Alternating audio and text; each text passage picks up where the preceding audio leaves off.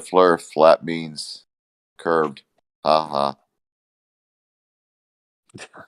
If flat means curved, then why don't you show me a cup of curving water? Meniscus in a test tube curves upwards. Ha. A A water test world. tube? You mean a flat piece of glass? Hey, how about that beating on a windshield and on leaves? That is curved. That looks like a ball. Ha. That haha almost sounds like this Glover that every time he says something, he says, end of story. Water world. Next. Water world. Yes, sir. You got a good joke? Do I have a good joke? Yes. Let's see. What do you call two blondes at the bottom of a swimming pool? Frutella. Bomboya? You call an air pocket. Yep. What? I don't get it. Okay. Was that Jesse who said he didn't get it? I don't get the joke. That's what you get for being a flat earther. Yeah, that's right. You beat a Fleur if you don't get much, do you? Yeah.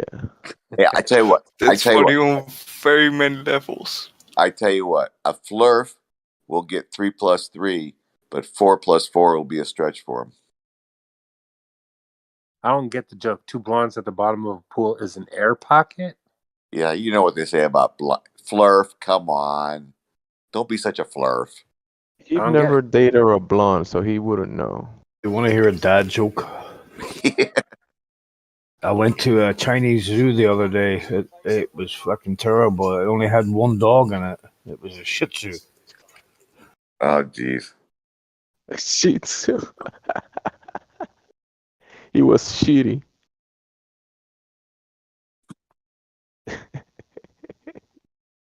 You know, Jesse, I miss you. Jesse the Fleur. I miss you when I don't talk to you every day, because talking to you every day just reminds me of how smart I am. Well, I'm always around, man. You know, instead of having Alexa around, I should have a Jesse around. That way I can talk to it. I can talk to it all the time. Hey, Jesse, what's 2 + 2? That'd be funny. Imagine like a flat Earth Alexa. That's a good idea. Yeah. Like, hey Alexa, like tell me something that debunks the globe, and then it just does. Here's Jesse Alexa. Alexa. Jesse Alexa. What's 2 + 2? 6. What the fuck?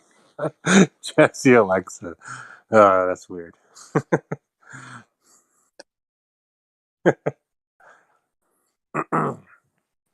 Dude, I really should be trying to sleep before I go to work in the morning. What am I doing? You're being schooled by a glober. All right, if the Earth is a globe, then why don't you tell me what Cavendish is? It's a special meal that I got at the restaurant the other day. They put a cave and they put it in a dish, and they called it Cavendish. Right, Dish, and I don't even know what to say.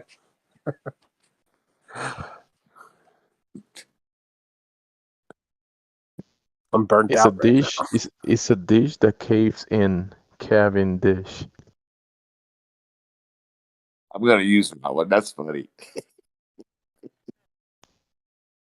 you know, Gemsy, for a flat earther as opposed to the Flurf Jesse. You got your act together. Not Jesse the Flurf guy though. Oh my goodness. Imagine a restaurant called like Cavendish, and everything on the menu had like a theme to it, like a special relativity sandwich or like Mass Attracts Mask lasagna or something like that. How about you make a very shitty plate that tastes horrible, and when people complain, you say it's all relative. How about the special Monday through Friday, 10 to 2, called the Mickelson Morley meal? That'd be good. The Mickelson Morley mozzarella sticks.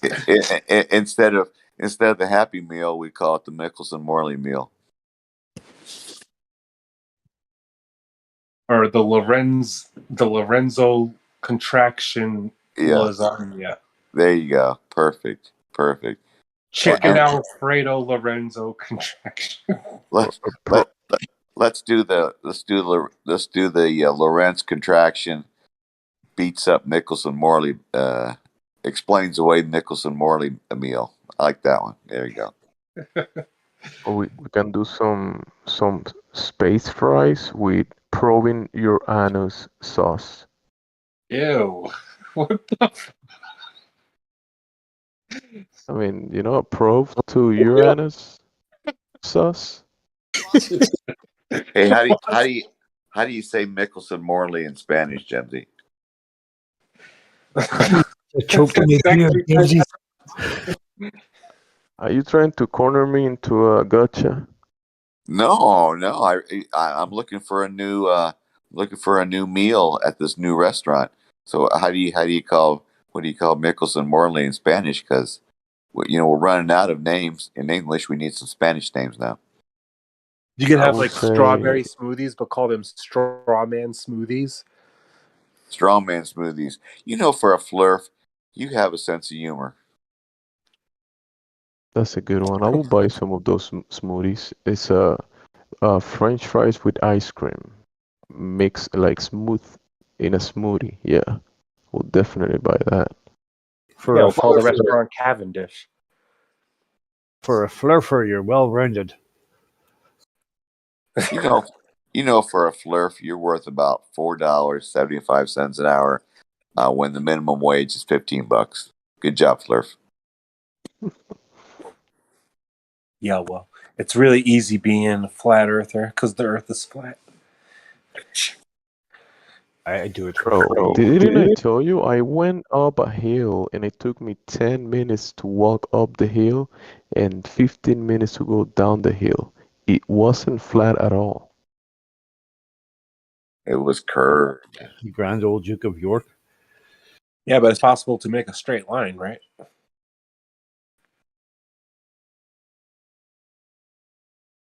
Sure, but when I look at my table and my table is very flat and I could put a chessboard which is also flat, I don't call that the earth doesn't look like that. Like my flat table with the chessboard on top of it without the chess pieces. Yeah. I hate to tell you, Jemsy, but the world looks exactly like a GoPro lens. Exactly like That's a good one. Especially when you are like 10 feet above the ground. Mexico takes up most of it. Jesse the Flurf would never think of that GoPro lens joke because only a Glober can do that. Yeah, I still Hey. think I'd be a better Glober than you. Quiet, Flurf. But that's exactly what a flurfer will say. I'm not saying all Flurfs in this way. All right, but then let's see. All right, so let's do two debates. I'll be a Glober and you be a flat earther for one, and I'll be a flat earther and you be a Glober for the other, and we'll see who's the better Glober. you wouldn't stand a chance against super. Well, how are we gonna find out? You wouldn't stand a chance against super duper Glober me. I bet I could beat you in both of those debates. Oh, Beat you as a flat earther and a Glober. Ooh. All right, Jesse I the will Flurf is showing his feathers. I'm sorry. I will be the moderator. Schedule it, and Gio. Schedule it. I will only speak Spanish during moderation. Well, the first question I'd have for Jesse the Flurf is, he probably wouldn't get it right, is what's 2 + 2? It depends on what you mean by plus. That would be such an awesome response. You can't ask him like that. You have to put it you like bet an first- apple. You have to say, if I have 2 apples, Then I get 2 more apples. How many apples do I have? Flurf? We should live stream that and have Jesse the Flurf go. 2 apples plus 2 apples equal like 3 apples because I ate one of them. 3 because I couldn't resist. I couldn't resist, so I ate one. I mean, you have 4 apples. Can I get just one? Oh, that's terrible. Here's Jesse. Jesse. He's on live stream and he goes, "Well, I got 2 apples and I got 2 apples and I was hungry, so now I have 3." Yeah, so 2 apples for plus 2 apples is 3 apples. Because I was hungry. What a great answer. That would be a smart listen, answer. Glober. I got a question for you. Hey, quiet, Nicholson Marley. No, I mean that's not your name, but go ahead. Yeah. So if Earth was a globe, how come we What don't? do you mean if? What do you mean if? If Earth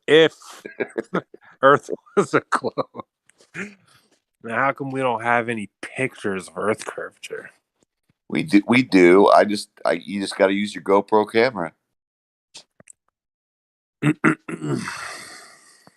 Make some Morley, mac and moon cheese.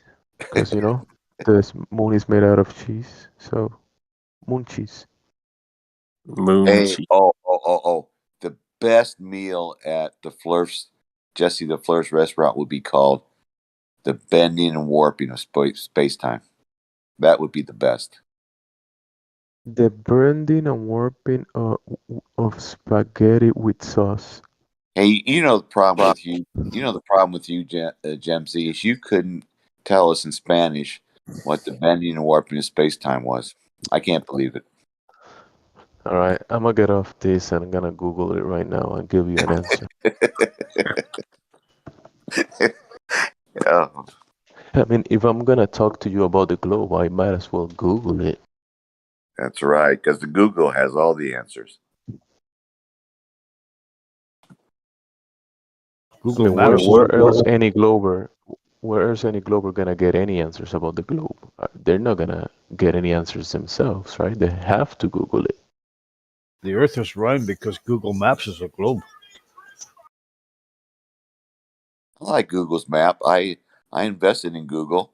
Now I'm worth $2.52 trillion, and Jesse's still a Flurf.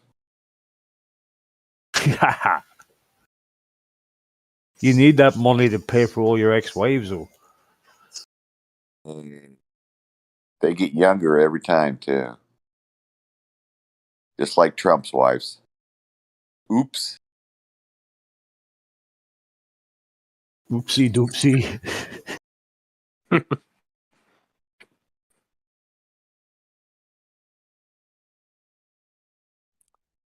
Maga.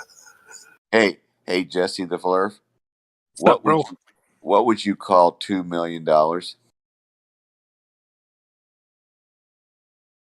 Something you would never have. Ha ha. Ha ha, it's a Flurf. Ha ha. Oh, come on. Gravity is a curving or warping of space. Let me just put it here. No, make sure you This globe, Earth must be a water bottle because it's all contained on this globe. now, Jimsy, don't forget to put time in there too. Okay. Right, let me go to Google Translate because I copied it in English. I'm gonna translate it into Spanish. And Loon McToon says you can't put "and" between space and time. It's got to be space time. It can't be space and time. So That's what I did. Do what Loon McToon says. All right, got it. Good suggestion. Paste. And that's why us Globus are here to help you Flurfs Google stuff.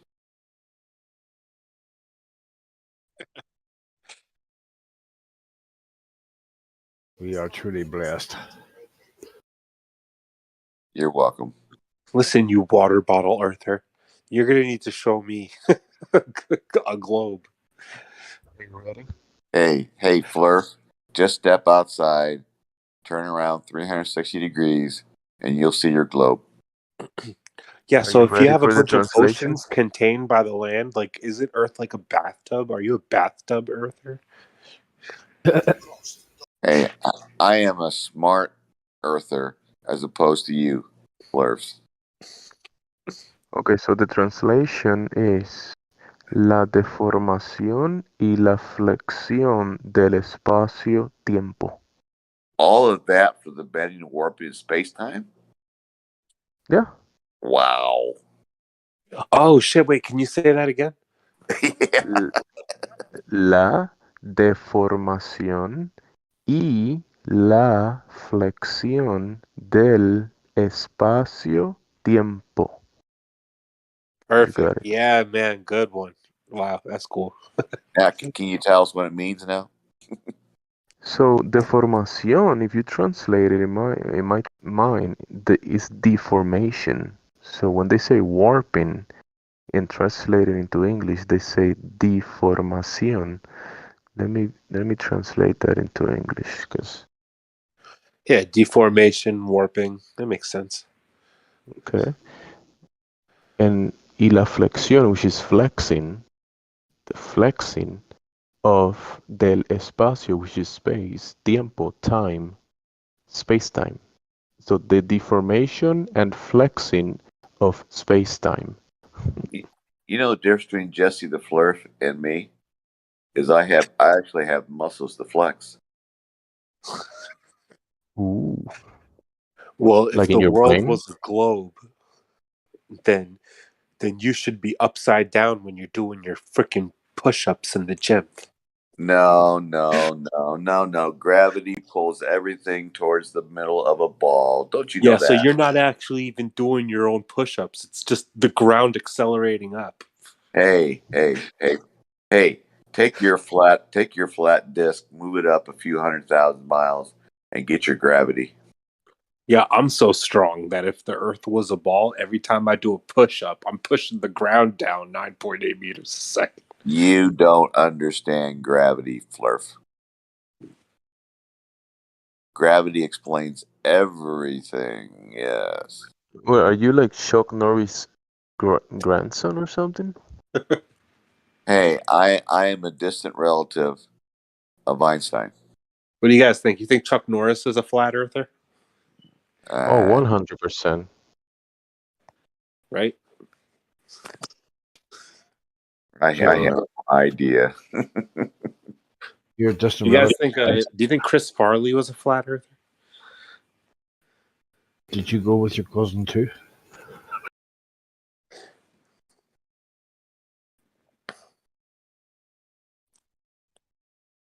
Yeah, I'm just wondering.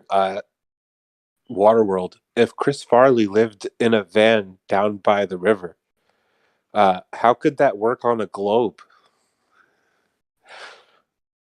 Well, considering we live on a globe, I Welcome don't to care. Flat Earth. I, considering we live on a globe, I don't care. Yeah, You know, welcome to Flat Earth. when you Flurf say if the world was a globe, it's like what? What are you talking about? If Interesting how um, the relativity term translate into Spanish into deformation, right? And deformation means to deform, to distort. The act of deforming or state of being deformed. So it's telling you that this term, this meaning, this actually means that it's deforming reality. hey, Correct. Yeah. everything is relative. That's why Einstein married his relative. Yep. Deformation, the bending of matter. Yep. The contraction and the dilation of time and the bending of matter. That Stupid can't stuff. that can't be you, Jesse, talking because you just can't. You're not that smart. Look, alteration of form or shape, the action of deforming, The state of being deformed. Change for the worse. So, so it's a deformation of reality. A change for the worse.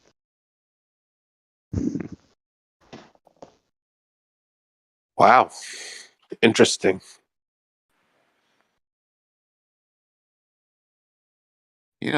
I think Gemsy, if I would estimate as a smart glober like I am, Gemsy's probably got 40 IQ points on Jesse. That's too generous. Oh, okay. Well, Well, you why got, don't you tell me this, Glober? If you're standing at the North Pole, how come you can't see? Never mind. hey, Gemsy, you see that when I said 40 points, I was being accurate because Jesse can't even say if I'm standing at the North Pole. Never mind. Yeah, if I'm at the Oh, South Pole, then I should be able to see Sigma Octantis. The Earth's not a globe.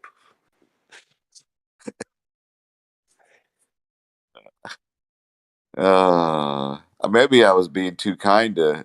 Maybe I was being too harsh to Gemsy. Maybe it's 50 points. I don't know. yeah, you were being too harsh. Uh, Jesse the Flurf, you just make it too easy. Thanks for playing. Yeah, well, I'll see you at our debate. How do you spell debate? You're not running from our debate, are you? How do you spell debate? Well, are you backing out? Hey, Flurf, you're running. I thought you wanted to debate. I thought you wanted to.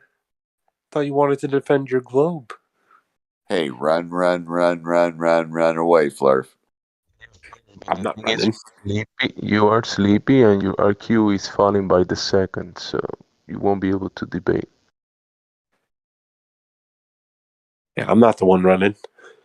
Hey, when a Flurf hears the word debate, he looks for the cake, and he gets hungry. Yep. That's so stupid. Well, why don't you tell me this, Glober? What? Yes. So he goes for the cake before he gets hungry because doesn't want to wait until he gets hungry. Well, Glober. Then he'll have to eat more cake.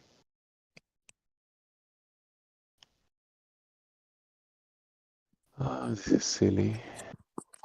Yeah, so I'm just wondering, when you bake a cake, right, and you're stacking those layers and the top of the cake is flat, I'm just wondering, isn't there like it doesn't gravity pull the cake down so it's not actually flat?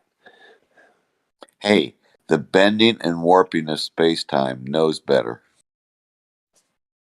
I'm just wondering, like, you want to have your cake and eat it too, but your cake isn't flat Hey, I got because my of gravity.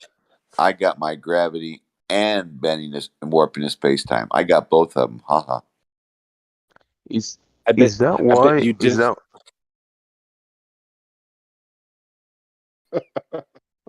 I'm sorry.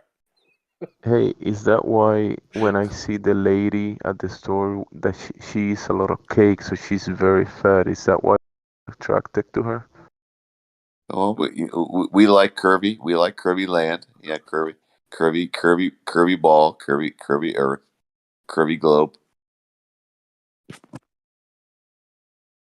Makes Well, sense your now. attraction to that mass is not proportionate to your mass. You So know the you're difference. attracted to that mass for other reasons. You know the difference between a Flurf's girlfriend and my girlfriend. My girlfriend has curves. And his is flat. Hey, Gemsy, I didn't say that. You did. Well, Oh then my show me the gosh. curve. Yeah, show him your girlfriend curves. Come on, bro. You gotta prove it. I did. Show him the curve. I showed Raquel Welch just a little He while can't ago. show me. I Not showed only you does he Raquel not Welch. have curve to show me, he ain't got no girlfriend to show. Uh-huh. No curve, no girlfriend. Uh-huh. You're just a jealous flirt. Well, I'm gonna need some photo evidence. I showed you Raquel Welch. That was a cartoon. No, that was my girlfriend. Dude, you can't tell when it's a cartoon. Typical Clover. Hey, when I go into an airplane, I see the curve. Ha. Me too, actually.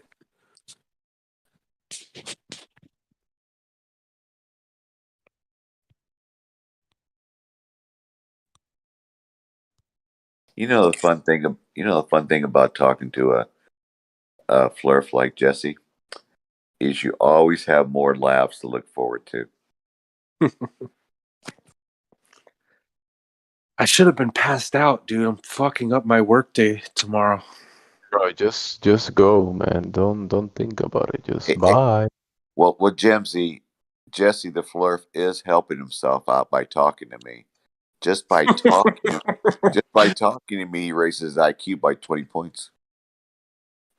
Now it's higher than you, Jemsy. Damn. Damn. You should talk to Waterworld more often. I tell you, talking to Waterworld Glober is like talking to Einstein. You get an eye stain by speaking to Waterworld. I mean, Einstein married his first cousin, wanted to sleep with his first cousin's daughter, was an ethics supremacist, and so what can you say? Well, I got good news for you. I just freaking rolled out of bed. I'm not going to sleep. Dude, I woke up at 12 midnight and I'm going to go to work at 9 in the morning. Like, what am I doing? How do you know it's 12 midnight when you have your clock turned upside down? Yeah, All dude. you need is some gravity coffee and you'll keep going, because gravity can do anything and everything for you. Gravity coffee. Buy some. Or you can Drink buy some. some bendy coffee whenever you want to do it. There should be such thing as like gravity clocks. And like depending on where you are on the earth, you have to design the clock different because of how much gravity you're dealing with due to elevation. Curvy coffee. I like that one. Yeah. I think it's funny how like if you're defending the globe and somebody asks you, like, do straight lines exist? Or like, is my horizontal curved from one point to another? The answer is yes.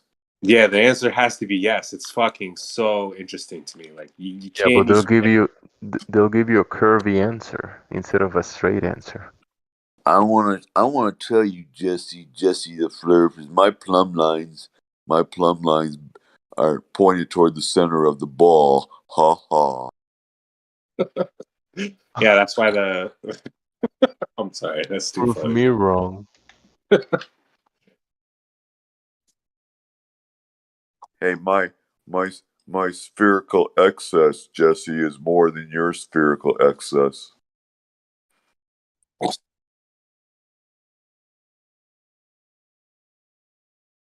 I know that was too deep for you, Jesse. I'm sorry. Yeah, I'm just preparing for our debate. You can't even spell debate, so I don't know. Easy. Debate. Try again, Glober. Well, you didn't spell debate right. You should have spelled it. You should have spelled it. You should have spelled it DEBATE space LOSER. That's the most Glover shit I ever heard. He said you didn't spell it right. I know how to spell it. It's D E B T Eh. Oh my goodness. Debate. Debate. Okay. Okay. Spanish flirt. Where in the Hey, country don't be are you? racist. Waterworld. What state are you in? You gonna come dox me or what? What are you going on with that, huh? Well, What I'm are in you- New Jersey, so you could dox me if you feel like the feeling's mutual. Oh, I I'm not trying live. to dox you. I'm just interested in where you grew up, I guess. Oh, I grew up in Peoria, Illinois, but currently Illinois. Okay. but currently I'm in Dallas, Texas. Nice. Okay. Yeah, most of my friends end up moving to Texas right now. I don't know why. I have never been there. Well, when you move to Texas as a Glober, your IQ goes up by 40 points. I thought Texas had more flat earthers than other places in the country. No, Texas is dumb. I thought Texas had the most flat earthers, I thought, or something like that. No, that's why Texas is dumb. Yeah, they're very American or, US flag proud, but the name of their state was given by people that speak Spanish, Texas. Mhm. But they're so Texas. American. Yeah, Texas. Texas. Oh, I got one that Jesse the Flurf could never ever comprehend. Let's We see had what you got, Glober. we got 171 million acres in Texas, in Glober, Texas. That means that you could give everybody in the United States a half acre in Texas and have the rest of the country vacant. It would take you 3 years to figure that one out, Fluffer. What does that have to do with? I've heard that before, though.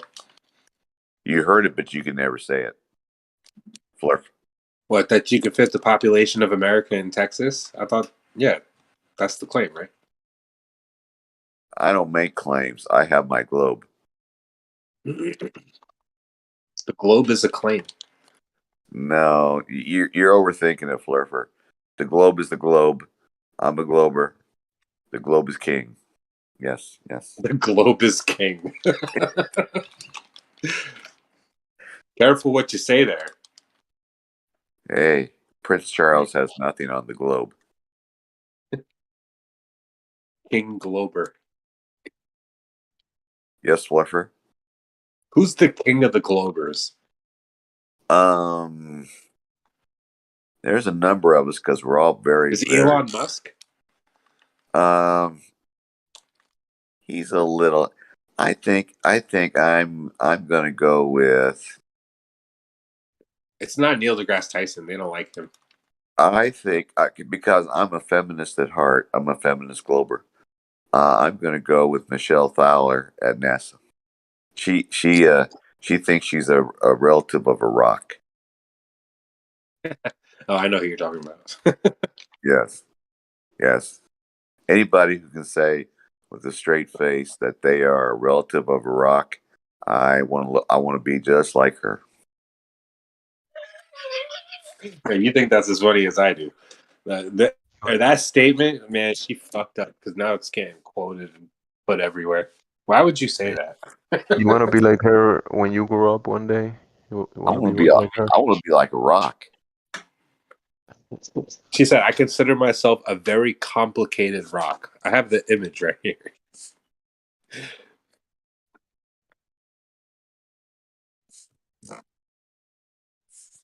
Well, we live on a rock, and I want to be a rock. So, there, Flurf, deal with it. So, if you're in New Jersey and you're a Flurf, you have no concept of time zones. I bet you think it's like 5:26 right now in New Jersey, isn't it? It's 3:30 in the morning. No, I know that, but you don't. No, here's the picture. Jeez. Hey, Flurf, prove time zones on a flat Earth. Well, time zones are totally conceptual. I think that, you just put them wherever you want. Oh, Wait, now wait, it's wait. 6 o'clock in Malaysia. Who cares? Wait, Flurf. Wait a minute, Jesse Flurf. Did you say conceptual? Did you steal that Dude, off if of you look somebody? at the time zones, like look at Canada's time zones or Russia or China. China's interesting because the whole country is one time zone. You read that somewhere. You couldn't possibly thought that up yourself. I could post the map that shows that China is one time zone. No, that's why I mean, like, they're just conceptual. Okay. Has nothing to do with actual globe. Okay, instead of Jamesy being 50 IQ points higher than you, we'll take it back to the original 40. That's Thanks, this. Thanks for giving me an IQ test after every fucking sentence I said. You went up 10 points, right? That's pretty good. That's not bad. Not bad for In just 10 minutes. Highest amount of points I ever went up in like a few minutes. Hey, I am going to intellectually demolish you during our debate, and our debate is spelled Debate. Haha. That's so funny. I spelled debate right, and you're like, no, that's wrong. You know what's wrong, Jesse? A Glober debate and a Flurf. That's just wrong. Yeah. I can't even fucking honestly debate. It's just like, what am I even debating? Your intelligence as a Flurf. Yeah, what? You want to debate me? Let's go. Come on, quiz me on my flat Earth knowledge. Act like a Glober and really make me fucking. Okay. No, bro, Answer the you question. gotta go to sleep, bro. You gotta go to sleep. Bye. Yeah, Why are you telling me to go to sleep? Because it's already past your bedtime. Yeah, Nah, Flurfs. I decided to stay awake, man. I'm wide awake. Hey, Flurfs have bedtimes. I just have to freaking struggle at work tomorrow. It's just gonna be annoying.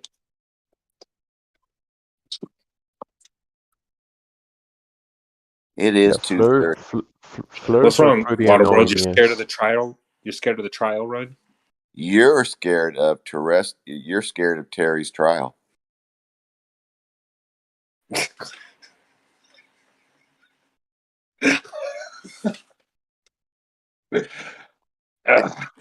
That wasn't a joke. Here's Jebs. Jebsy going. That wasn't a joke. Why are you laughing? That wasn't a joke. It was pretty funny. Terry's trial. Imagine being in a serious, like, a debate versus, like, a Glober. Like, imagine debating McToon and saying something stupid like, yeah, Terry's trial refraction.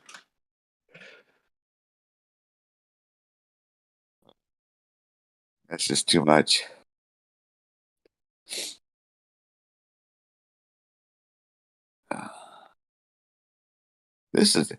I tell you what, there is not much easier in life and more fun than talking to a Flurf. I tell you what. Okay, Glober. Yeah, why don't you show me some globe evidence? Just step outside, turn around 360 degrees, and you'll see it.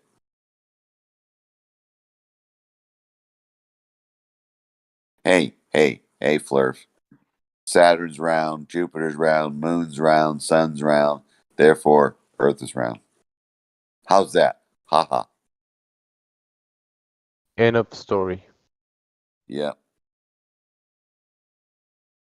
Now, Flurf, if you're nice to me, I might let you go to Terry's trial.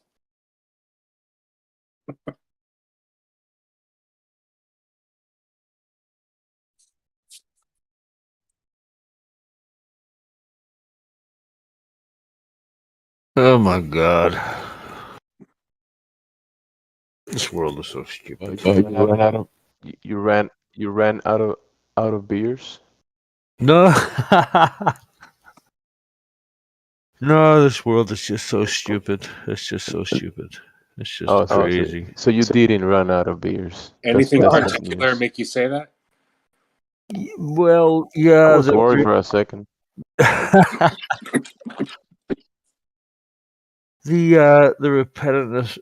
repetitiveness. I can't talk properly. I got a fucking hole in my tongue. The repetitiveness of the whole thing, like year after year, the same thing. And then hang on a second. Yeah, people, the teachers and they're happy about confusing the kids. The kids don't know to call them a he or a she or a they, them, Caesars or whatever. And it's just, I mean, if people can be so easily fooled into believing things, and obviously they're fooled into believing the Earth is a fucking spinning ball. It's just so fucking stupid. It's illogical. The Earth is a tilted, wobbling, spinning, curvy, bendy ball created by Jesuit priests 500 years ago in the vacuum of outer space, traveling at an ever-expanding universe at 1.3 million miles per hour. And you can't prove anything disprove anything I just said. Yeah. Ha, ha, ha, ha, ha. Yeah, I know. It's tilted, but we have an equator. And they talk about the heat moving from the sun and all this shit through vacuums, and it's not actually heat until it hits the atmosphere, and all this kind of bullshit just keeps coming. Hey, my rockets can push off themselves in the vacuum of outer space. Hey, P-Mac, have Hello. you ever heard the saying that it's easier to get drunk than to get sober? Yeah, I actually have heard that. I think you said that a couple of years ago. But yeah, no, it's easier to fool people than to what is it? Mark Oh, Twain. that's what I meant. That's what I meant. My bad. Yeah, Yeah, it's easier. It's easier to fool people than for them to admit they've been fooled. it's Mark. It's not his real name wasn't. It wasn't Mark Twain. It was, Just messing with you, bro. oh, I know. Thanks for that. I appreciate that. It was funny. The hell was Mark Twain's real name? Shit. Hey, I see that Jesse the Flurf. I overwhelmed him with my Glober intelligence, and he's taking a break right now. I see that. Good for him. Good for him. Yeah. Yeah. No, I was smoking a blunt. I don't want to cough all in the mic. Yeah, you gave up. You ran away. Ha ha.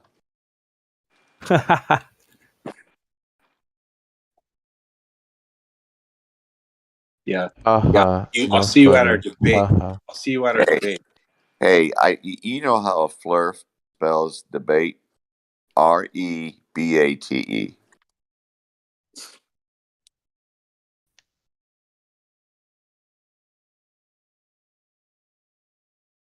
You know the reason they need a rebate? Because they can't work and they can't afford anything because they're Flurfs.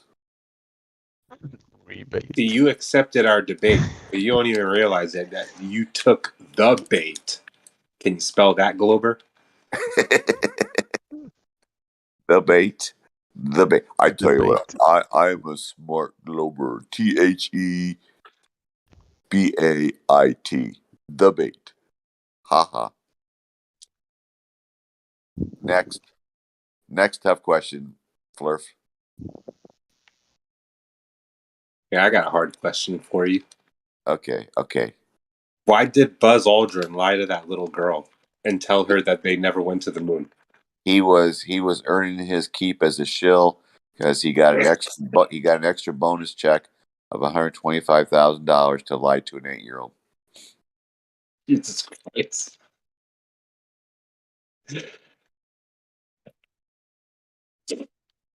Next question, Flurf.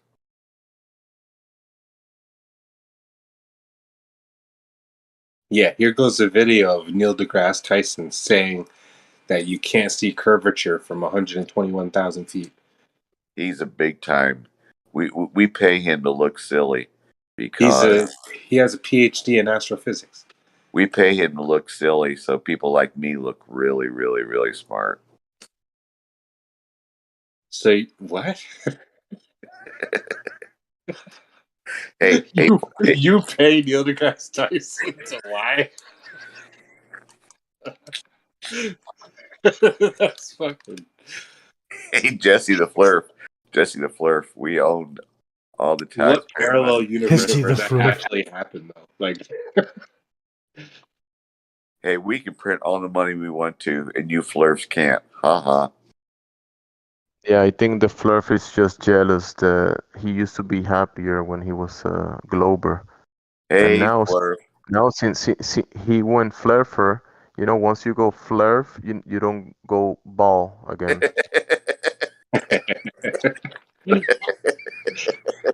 Hey, you know what? You said what? You go You know what? You know what, Jebsy?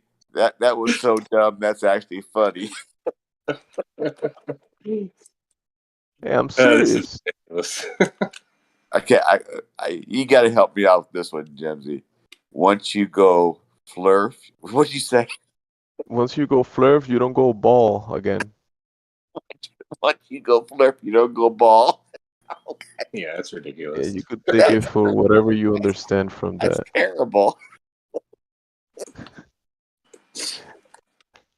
Hey, can you translate that in Spanish for me? It will sound wrong, I think. Oh, that's funny. You know, you know what, Jesse the Flurf? You know what, Jesse the Flurf? Once you go Flurf, you go stupid. Funny thing is, aren't you actually a Flurf? Ha ha. Got it, you Glober. Oh, it's too much fun. I've been on TikTok for a while, and I was on there tonight. We had like 6 of us on there, 5 of us, and one lady from actually lives in Texas. She joined for the first time, her first live ever, and she was drunk, drunk, and she was just cracking everybody up. I couldn't believe how much I was laughing. Free entertainment, and then I come over here and I meet Jesse the Flurf, and it's even better entertainment than a drunk lady from Texas. All Yeah, right. you never heard that Flurfers are funny like that? It's just a common trait. Yeah, talking to a Flurf is like watching a drunk lady make fun of herself. I mean, as a Glober, once you're watching the Mars landings and all that stuff, and then you think about Flurfers, you can't help to laugh, right? Like I'm watching the Mars landing, and there's some Flurfers out there. That's funny stuff. It's the Mars landing. Hey, Yeah, are you a Mars landing denier, Flurf? yeah, he's denying it. That's funny. Hey, Hilarious. I pushed off rockets to get all the way. I pushed off rockets in the vacuum of outer space to get to Mars. So don't don't be a don't be that way.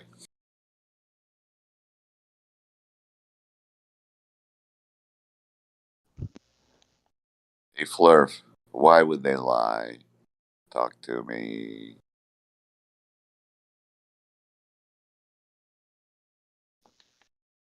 How many times have you been asked, why would they lie?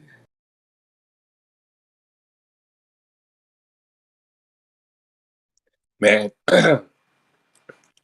I'm just gonna start being a Glober just because I think it's so easy. Like I think I'm just gonna be a Glober because like making that argument is so fucking easy. You literally don't even need to think. Bro, have you seen this? He's like a West European guy. He makes like YouTube videos about space news. He gets hundreds, if not millions, of views, and he's there just talking about this space stuff, reading the articles, and he makes a lot of views. So you could make some money just talking about the globe. So maybe you have a chance of going back I'm glad you to like the I'm ball. glad you like my work, Jimsy. Thank you. Yeah.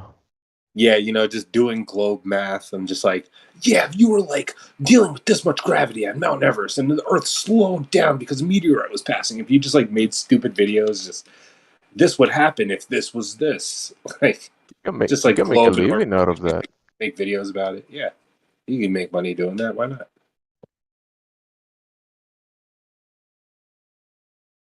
You just I'll need show to you have something. multiple channels. I'll show you multiple channels that people do that, and they have uh, millions of views. Of course, I've seen those videos. I used to watch them. I was a Glober last year. Come on. You're not. You were never smart enough to be a Glober. I can tell.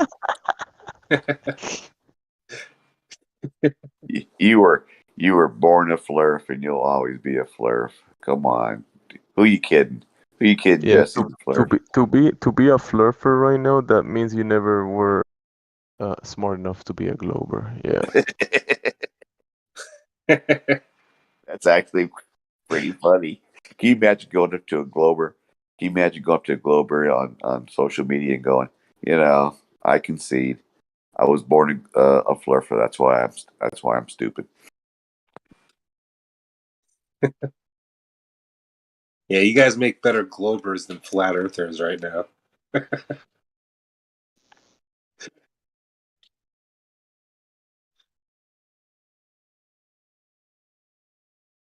You all got to step your flat Earth game up. All I have to do as a Glober is go buy a globe and say, "See my globe." That's all I got to do.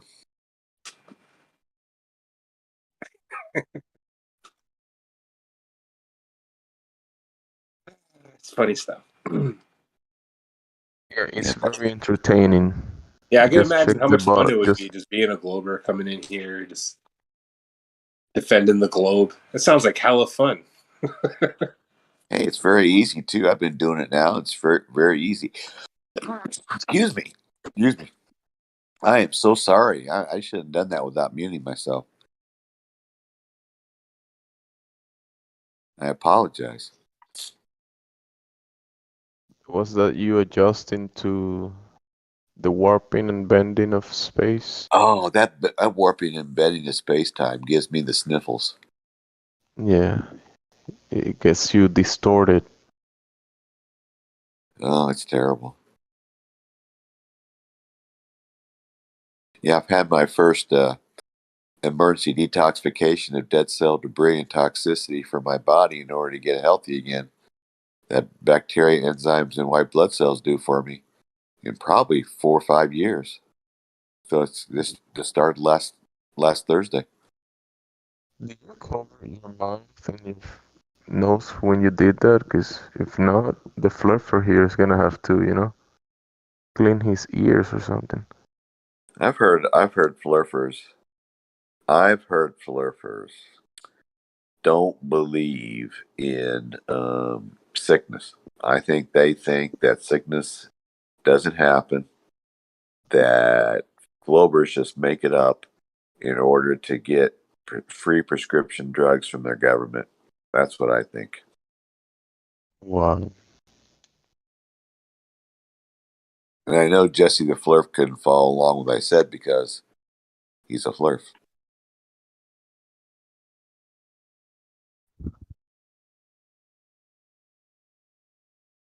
Deep thinking. Sometimes as a Glober, I just put myself out there and take one for the team because a Flurf can never take one for the team.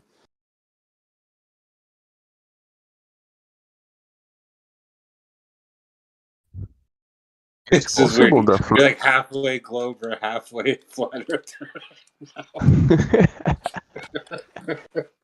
It's like some weird middle ground. Hey, Flurf Jesse, in the future when we talk again, I don't want you to call me Glober. I want you to call me King Glober. Okay? King Glober. Change your name to King Glober. I think it would stick. People would call you it's King possible. Glober. It's possible the fluffers have been like taken over or infected by alien parasites, and it's manipulating their minds to think the Earth is flat. That's fucking funny. Yeah, that Project Bluebeam has got into Fluffer's brains and made him stupid. Yeah, I think Charles Manson was the first flat earther. Oh, oh, my nose is getting runny now. I don't like it. I'm gonna be sick tomorrow. Oh well. That's what you Yeah, do you for just make up battling. crazy shit about flat earth. You could literally say shit like that. It is. Oh, it's already tomorrow. Forget it. Okay, No, it's not tomorrow. It's now. It's right now. that's true. Hey, you're pretty smart for a fluffer, Jimsy. Did you know that? Anybody ever told you that? I know Jesse never told you that because he's stupid. He's not stupid. That's an offense for Oh, stupid people. hey, you know what? You know what? He's It's not stupid. offensive. He's not He's a stupid. fluffer. He's not stupid. He's doofed. Not funny. That's terrible.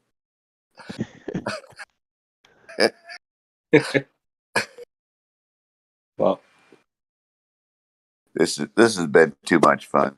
I haven't laughed this much, from TikTok coming over here, and I want to officially thank. declare yourself a Glober. I officially want to thank Jesse the Flurf for being so dumb, and I want to officially want to thank Jemsy for being just a little bit smarter. Dude, Hey, you're you definitely like really good at being a Glober. Like you might actually be a Glober. Who knows? you actually always need a reference to know how smart you are when you compare yourself to other people, you know? You wouldn't know how smart you are if there wasn't flirters out there. Oh, I was about ready to say that, Jim. You took the words right out of my mouth. Yeah. If it wasn't for Jesse the Flurf, I wouldn't know I was so smart. You got it. I got Figure it. it out. Hey, how you like those apples, Jesse? Jesse, do you? I share a similar sentiment in all honesty, but I didn't Hey, want to say that. I shouldn't have said that. hey, Jesse. When you have two apples and add two apples to it, do you usually eat one and just have three left, or do you just go 2 and 2 equal 3, and you just let it go at that? Hmm? I know it's really hard for you, Jesse, but that's okay. Yes, you just show some sign of intelligence by eating at least one apple. Don't do free math work for Oh, You know, I'm actually allergic. non-flirters people. oh.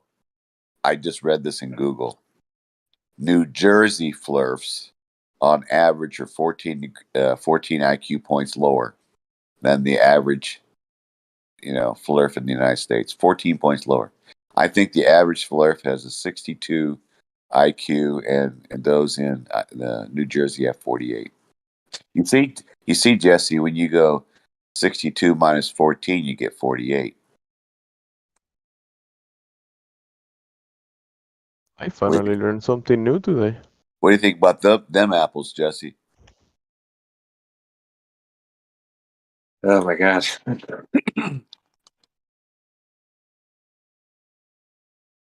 Sometimes flirfs, when they talk to a glober, just have to get out a piece of paper and pencil and just write down what the glober says. Yeah, but sometimes you give way too much information to people like you're doing right now. You can't overload their brains, and that's not Well, not good. I definitely know I'm Wait, overloading. is Jemsy a real Glober? you're really good at that. Is Dempsey a real Glober or are you a flat earther? What else could anybody be? A flurfer? Ha ha ha. No, Always funny. I'm truly curious. Like, are you a flat earther? I feel like I've never spoken to you before. Actually, we have spoken, but since you're smoking weed, you don't remember. But I don't remember you expressing if you were a flat earther or not. I like literally don't know. He's not a well, flat earther. He's a flurf like you, flurf. I'm actually not a label. Flutter is a description, two words that have a meaning. I Are could you a wear glober? a hat. I could wear a You're hat not a glober. of my Okay. That's, favorite team. Like I could wear a hat that if I'm a mechanic, I wear the mechanic hat. If my favorite team is the Red Sox, I wear the hat, right? But I'm not the label. I'm not the hat, right? I'm not okay, the so now I term. see what you're doing. So you just think you should be making fun of people that claim flat earth. I was just asking if you think the earth is a globe, and you basically said no. So you just feel the same way I do, but you're treating me as if you need to be insulting people that claim flat earth. Nah, insulting. I'm always hanging out with flat earthers. I Because, like, mean, you know, I don't know you. people I that know Walker. wear Like, the we've done label. this before. But, like, I feel like you're Yeah. just trying to come at me in, like, a weirder way. Like, I don't get it. Shut up, Flurfer. Yeah, exactly. Shut up. You're a flirt. Hey, Jesse the flurf. I work for the Green Yo, Bay Water, Globe. I'm going to smoke you in our debate. I'm going to smoke you in I both work. of them. I work for the Green I'm going to Bay smoke you Globe. as a glober, and I'm going to smoke you as a flat earther. Like, I work for the Green it's going to Bay be clear as Globers. day, bro. If I I can roll work. you up and put you in a bit of paper, I'm going to smoke you.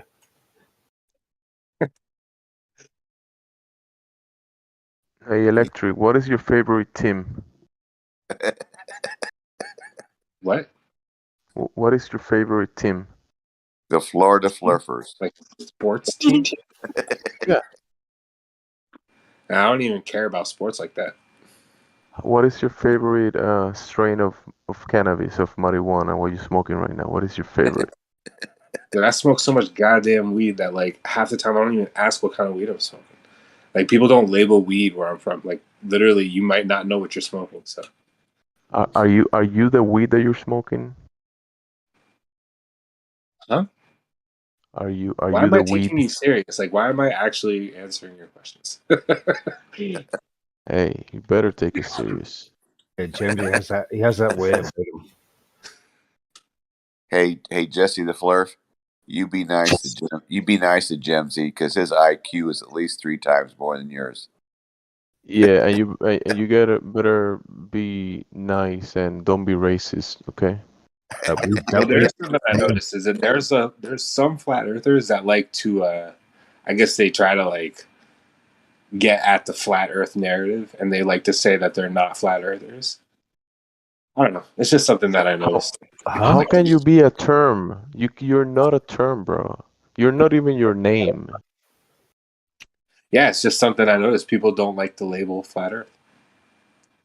That goes with that flat earth goes in the same sentence as retarded. Don't you know that?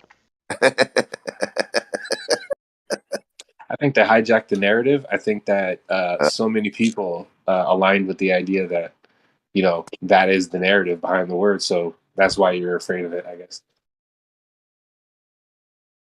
Yeah, it's a weaponized term, right? It's a weaponized term that Yeah. you can use you pick and choose your battles, right? But that doesn't mean that you are this topic that you're defending or trying to describe or talk about. You're not the topic. The topic, flat earth, that's not who you are. Right. So you just want people to stop arguing as the flat earther in debates. I mean, they can do whatever they want. I'm just saying when someone asks me, "Are you a flat earther?" I can wear the hat flat earth, but I'm not the term. I'm not a flat earther. I'm the spirit in this body. I am that I am. Do I you am call me. people globbers? When they act like a glober is someone that believe they are a So you term, don't a give everybody the cartoon. same respect you give yourself. I do. I do give people a lot of respect. Well, you got to But the thing consider is, themselves in the same boat as you, that they don't want the label Glober. oh, we So I are in don't the get it. same boat. Even the Globers, we are in the same boat. But the Glober, I don't use the term much. But if there's a person that is acting like they live in a cartoon and defending the cartoon, and they put themselves like a character that lives in this imaginary place, then they are acting as a Glober. And I think if they want to be called Globers, sure, I'll use the term. But normally I will call them by their username or whatever, right? But I'm Okay. certain that nobody is a term or a word or a piece of paper Well, or I had this letters. conversation with some dude like months ago when I first joined a different Discord. The guy was like, "Why do you call yourself a flat earther?" I was like, "I don't have a problem with the context of the label. Like, I feel like I can And argue for it. Yeah, and that's you just the can do truth of that. it.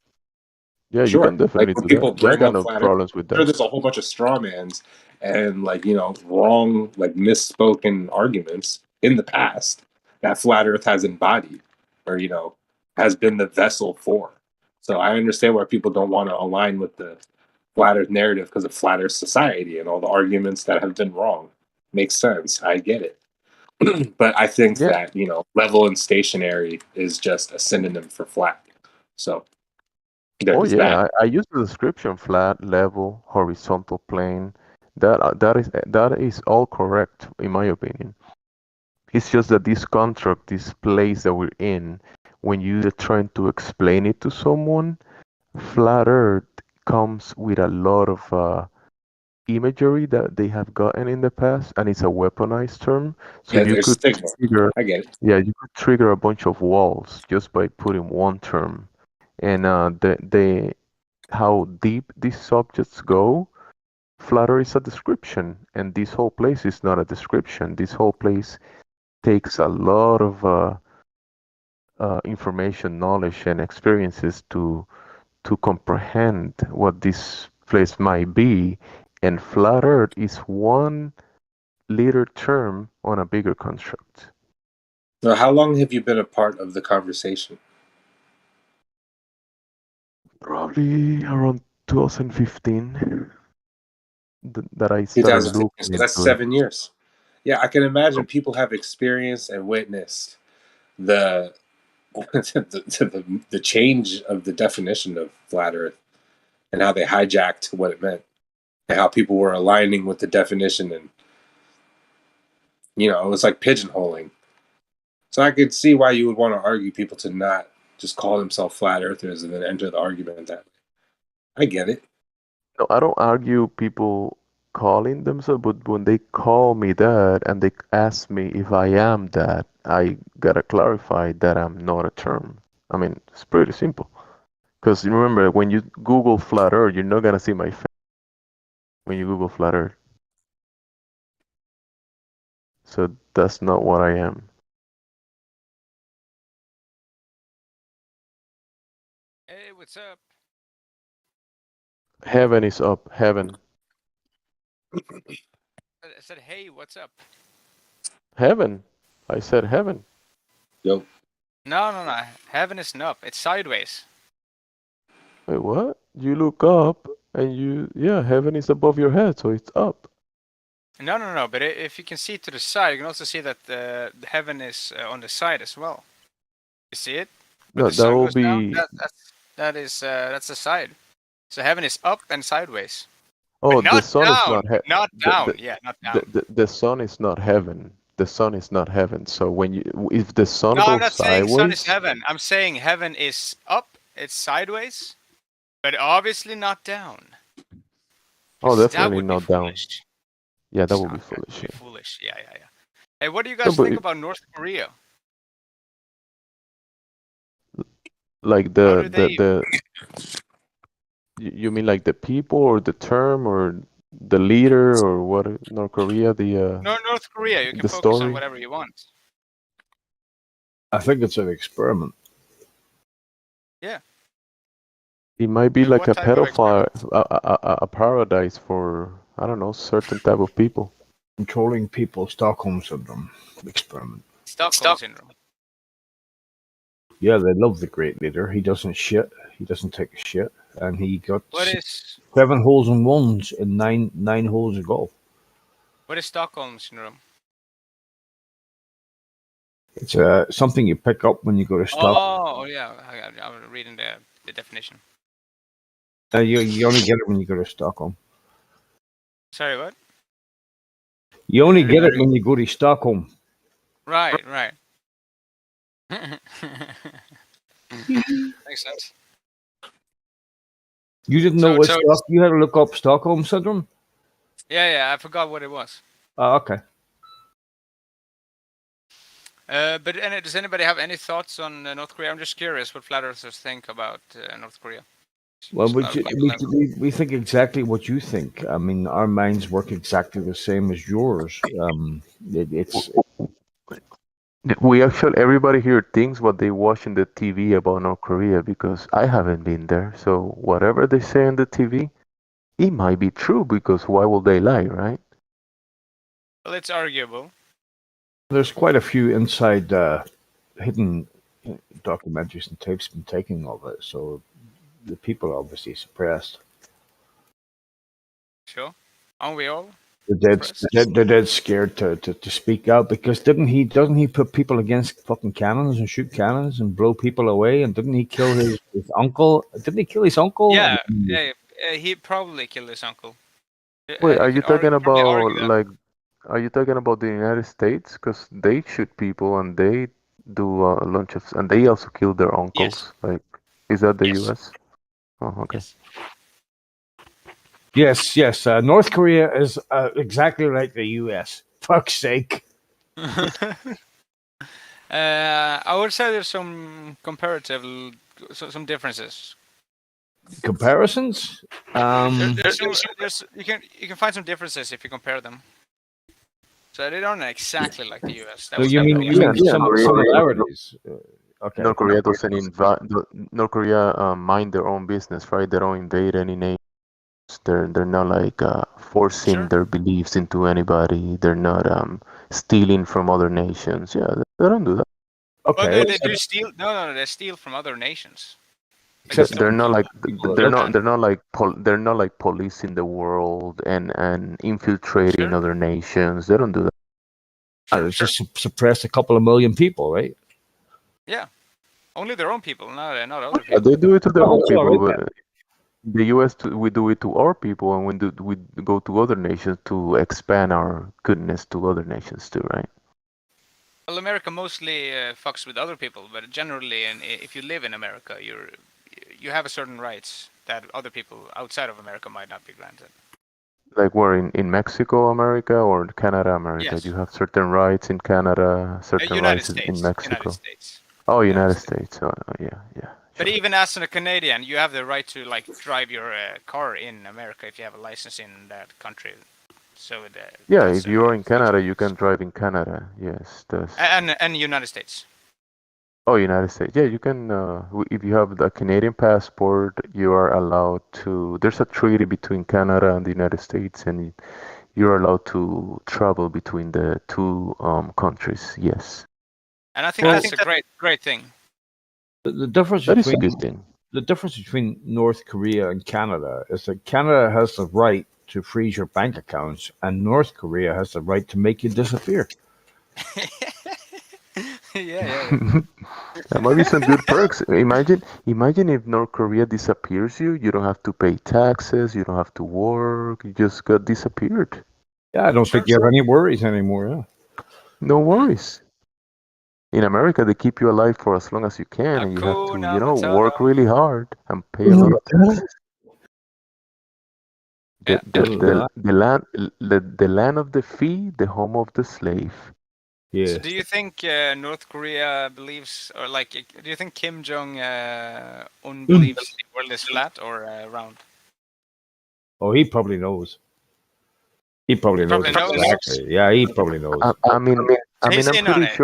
I'm pretty sure he has access to the internet, and when he search globe Earth, he can see the cartoon of the globe, and then he search flat Earth, and he sees another cartoon. So he might be in the weekends, he might be globe Earth, During the week, he might be thinking about the cartoon of the Flat Earth. So however he feels, depending on the week or on the day, on his mood, maybe he's choosing because he is the supreme leader, right? And people worship him, so he can believe how if he wants to believe he lives in a cartoon, he can do that. He's allowed to. It is better Right. to rule by fear than love, right? It's better to have people fear you than love you, according to Machiavelli. Obviously. Yeah. Obviously. Even though Because if if they he don't believes fear you, you know. if he believes he lives either on the globe or the flat earth that he searched in Google, he's wrong either way, right? Okay, so you guys are clearly just trolling, right? Yeah, sure. Wait, why Okay. will anybody believe they live in a cartoon? Like that's just Why? stupid. Why You're would like Glovers, right? Glovers So believe they believe in a cartoon. how would you prove that you're not in a cartoon? we be trolling? Uh, We love Disney Plus. Me too. because I can tell you what a cartoon is, and I can tell you what something is when something is not a cartoon. Well, how can you tell that it's not a cartoon? I'm gonna pinch myself. Ooh, I feel it, and I can see my skin, touch my skin. I know this is not a cartoon right But here. that is exactly Well, what a cartoon character would say, wouldn't he? no. The Oh cartoon yeah, character will follow a script, right? And kind of like yes.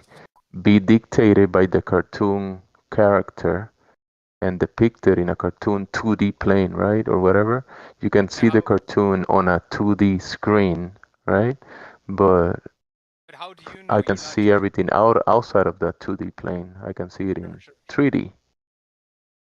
Oh, so you believe the Earth is round? I mean, the world isn't 3D, right? We believe it's 2D, don't we? Wait, round? You mean round like a coin, like a flat table, like a round table, like a frisbee, round like that? No, yeah. No, No, yeah, yeah. no, yeah. Yeah, no, yeah.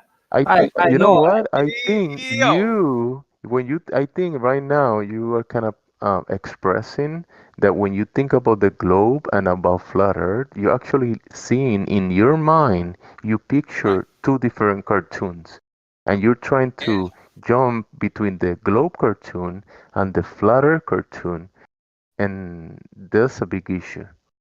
You don't But live with in a what cartoon. evidence do you make that presumption? I'm not making any pre-assumptions. Yes, you are. That was No, the presumption you made. this place is not a cartoon. How do you know? You, how do you know it's a cartoon? Tell me. Do you have any I evidence don't it say is I a know it's cartoon? a cartoon. I'm just asking you how you're so sure that it's not a cartoon. Cartoon is 2D. Life is 3D. Cartoons can be 3D.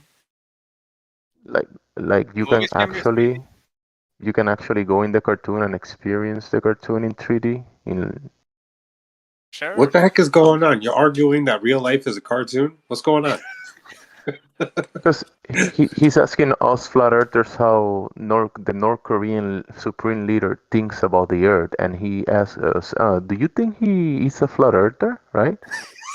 And then he asks us if we are trolling when he's the one trolling. Dude, I am You, not fucking trolling. I am genuinely curious what your opinion is of. I'm pretty how sure. can you possibly I'm pretty sure I know how can what you North Korea thinks, but you know.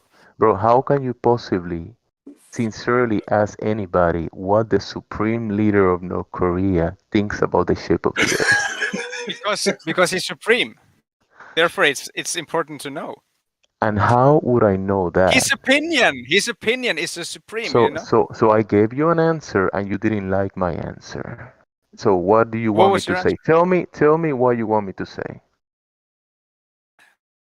I don't want you. I don't want to enforce what I want you to say because I don't really know what I want you to say. Exactly. I'm So just if curious you to hear. ask me a question about speculating about what is in somebody's mind and I give you an Yes. answer, Yes. I mean, I'm just speculating. But if you And don't I'm like happy the with that. speculation, No, I'm totally that's happy with it. okay. I'm All happy right, with it, good. bro. Thank you. Fist bump. Great. Fist bump. Where are you from, yo?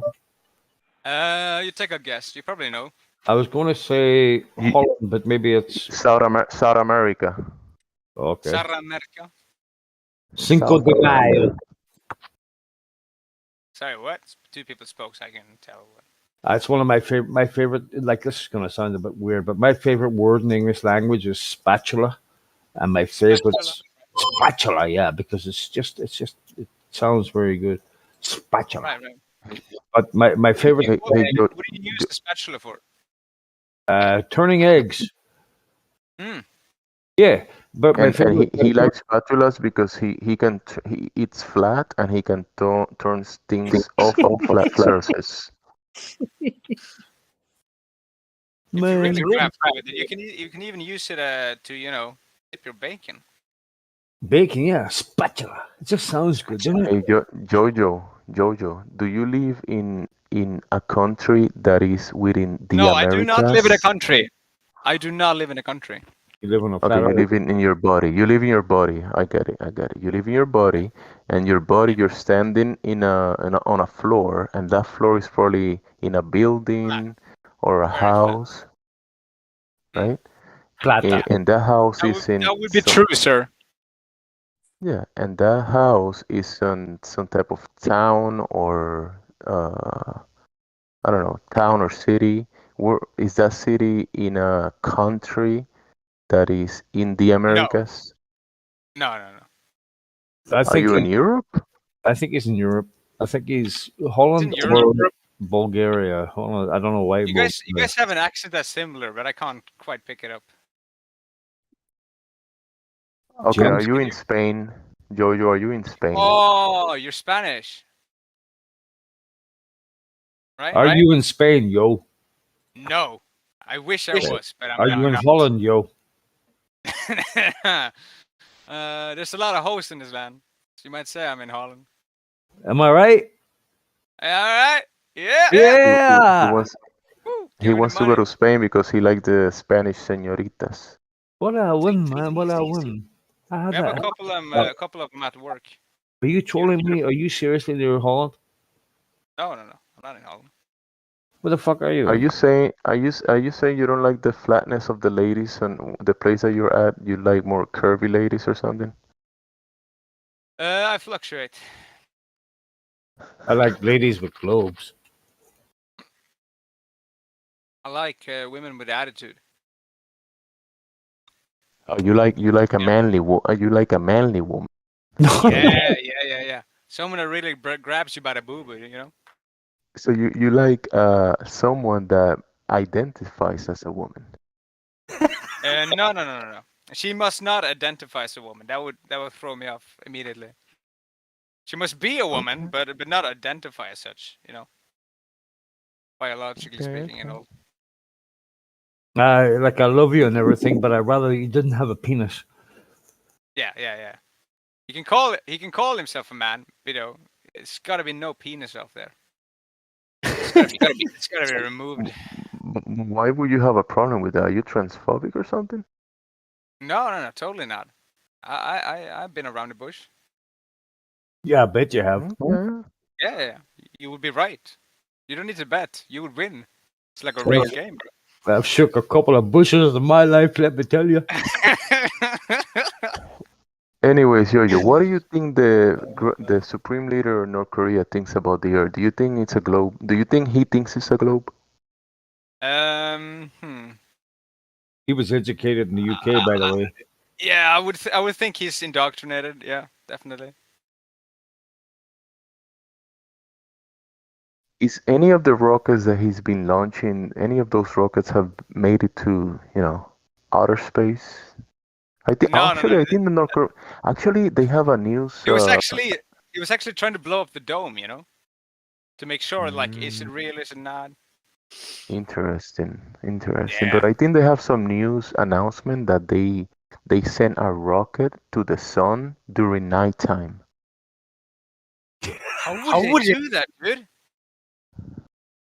That wouldn't work, bro. If the sun is not there, how can you hit it? I mean, only Globers could do something like that. Fuck the Globers, man. They're all conformists. Okay, Flurfer. Yeah, these Globers are always trying to probe Uranus, right, Yo-Yo? Yeah. So Where what? is, Not fun. What is the deal with North Korea? Why you come in and be so interested in this? What's going on in your mind? I was thinking of moving there, you know. You're a nutcase. Who? Oh, me? You're a nutcase. Yeah, you want to move to North Korea? My case has no nuts. You got them My cut off. my case is filled with baggage. They're His gone. case is full of baggage and euros, and he's trying to go somewhere right now. See. Molto Do you, bene. do you know the one place you can't go to, yo? Where? Damoon. Damoon? Bro, just be a man. Go to Right. Romania and move with the top G. Top G? Yeah, you don't know the top G? I know the King G, but not the top G. The Tate brothers, the top G, the Tate Tate brothers. I don't know. I'm not familiar with that. That means you're not a top G. Tub G. What are you Yeah. talking about, Jimsy? PUBG? Yeah. Google the Tate brothers. I don't know. I'm afraid what's gonna pop up, you know? Top Gs. Top Gs. Blaze the Nazarene is a warrior for Jah. Does that mean he's a warrior for me? Let me see. Tristan Tate and Andrew Tate. Andrew Tate, Oh. Tristan Tate. I remember those names. Andrew Tate. Yeah, That's the just saying fucking, you Oh yeah, have it's your not badges us. ready. Oh fuck yeah! No, fuck him. What do you think about him? What do you think about Andrew Tate? He seemed Do a you little like bit him? strange, dude. Do you like him? I have no opinions. I have no opinions on him. I do not like him, but I do not dislike him necessarily. Okay, He's so probably why making he's money, doing whatever. why is he strange? Why? Some shit is said. Makes me feel like What he's specifically? a little bit, What specifically did he say that you would I label him wouldn't be as able to strange? recount it. I might if I think, but I don't know if you got the time. Also, you're making a judgment based on a vague No. thinking of a I heard him personality. say some shit like 2-4 years ago. I heard him say some shit, and I immediately thought, "Oh, that's a bit of an idiot," and that's me moving on. I'm not gonna linger on it and remember it in case somebody wants to know why I don't like him. Do you know what I mean? Okay. The same So way he's- Hitler might have said some shit I disagree with, but I'm not gonna be like restate what he said to make me be like, oh, that's why I don't like him. I was like, I remember that I found some reasons why I dislike him. I do. There's some things he said I might agree with, right? But I'm not walking around with papers being like, okay, yeah, that was but you the don't reason remember why. anything you don't remember anything that he has said, so you don't Well, really know. No. you It's think not about what has- he he's- said. It's what he did. No, it was what he said. He said something He about doesn't know women. what he did or said. Hitler. He said like women want certain types of people, and I've met people who were not seeking out that as a primary, what's it called, which was not the most important quality in a person to date. He's also said something about what type of women men necessarily are interested in, right? Okay, yeah. Cool. And I just think humans are so much more complicated than to make grand assumptions. But I would probably agree that on a wider basis, everybody wants to be with someone who has more money or someone who's have a higher status. But to me, at least, all those things are not important. And there's a lot of people who would agree. That's cool. For example, there's painters who are made no money and are not famous, but are still great artists and would still be attractive to another woman, right? And I've seen a lot of women with stupid guys who had no job, who had no money, but those qualities Which is were not fine. necessarily. It's okay. Yeah, right? totally. Yeah, I don't really give a shit. And if women like men because of money, that's their shit. Not Like mine. I met my great grandmother and great grandfather, and they didn't have any money, but you know what they had? A bunch of children, huge family. They didn't have Oh. any titles, or they didn't have any No, but doctorates or anything like they were that. pumping it out. They were just fucking squeezing, like just one out. Yeah, two yeah, out. and you know what they had as well when they were like 80 something, almost 90 years old. You know what they had? A big milk. happy smile in their faces. Yeah. You would after squeezing out 8 children, right? They had a huge family, right? A lot of great grandchildren, sons and daughters, So and wholesome. the political side of sons and daughters that come with that, right? So they were pretty happy without any money or any titles. Pretty cool, right? I wouldn't be, but sure, yeah. Yeah, you don't. So You don't you need. rather have a title than and be happy than having a big family. What is that? Is not. Say that one more time, just so I can understand. Would you rather have No, never mind. So in the context a to the title or a big family with no money? Is that the options? no, it's not a big deal. I was just saying the difference between having the money and you were saying people can get together and they don't have much money and it still can be Sure. fine between them, right? I would prefer to have the kind of title that North Korea has, so I can just just Is that choose what my you're woman and be aiming? like, I want her, So and you're advocating North Korea. Yeah, what do you He think about wants to North Korea, move. Shadow? He wants to move to North Korea, but he doesn't know if the supreme leader is a flat earther or a globe earther. So he's gonna make his final decision depending on that answer. So can you tell him if you know the answer? Yeah. He probably knows. He has He seems like he has his baggage ready to go. He's yeah, right. about to make the decision to move or not. Shadow's probably been lurking in the shadows of North Korea, so he probably knows some shit. The reason I want to go to North Korea is because I think like they're already pretty used to being like told what to do, yada yada. So I feel like if I just squeeze in there, I show that I'm smarter than this guy. They'll immediately just drop their weapons and start worshiping me instead. Makes sense, right? Not really. Can I join you? Why not? It depends. Are you good at shaving legs? You can do that for me. No. What I if can what if what if North Korea is like a pedophile heaven or a pedophile protection region of the world? You know? Perfect. Then I can bring you, dude. Me? I'm And not you going can to do North it. Korea Why not? You because already know a good reason. I don't So I don't He's too speak old. Chinese. you don't speak Chinese? No. Well, that's fine. I can translate. Okay. Good. They don't speak Chinese in North Korea. How do you Shut know? up! Have Don't you help been there? me! Don't help me! Don't help me! Thank you, Pima. Don't help me! Thank you. Yeah, man. Don't help him. He's got this. Just kidding, bro. I know they don't speak Chinese, but Jojo didn't pick up on that, or he played that he didn't pick up on it. He You played probably me. can speak Chinese. I feel like you probably like well versed. You know all the slang, all the lingo, all the what's it called, acronyms. I could speak Chinese, but I can't But you don't know why. Ni hao. because I haven't. How? Ni hao. Oh, very good. Thank you. Come again. You know how you say dirty hair in Chinese? Dirty hair. Dirty Dirty hair. Yeah. Right. It sounded like you said dirty hair. Oh, dirty hair. Well, why You would say- you need to say dirty hair? You got You dirty say hair? chin champoo. Ching, ching, ching, right.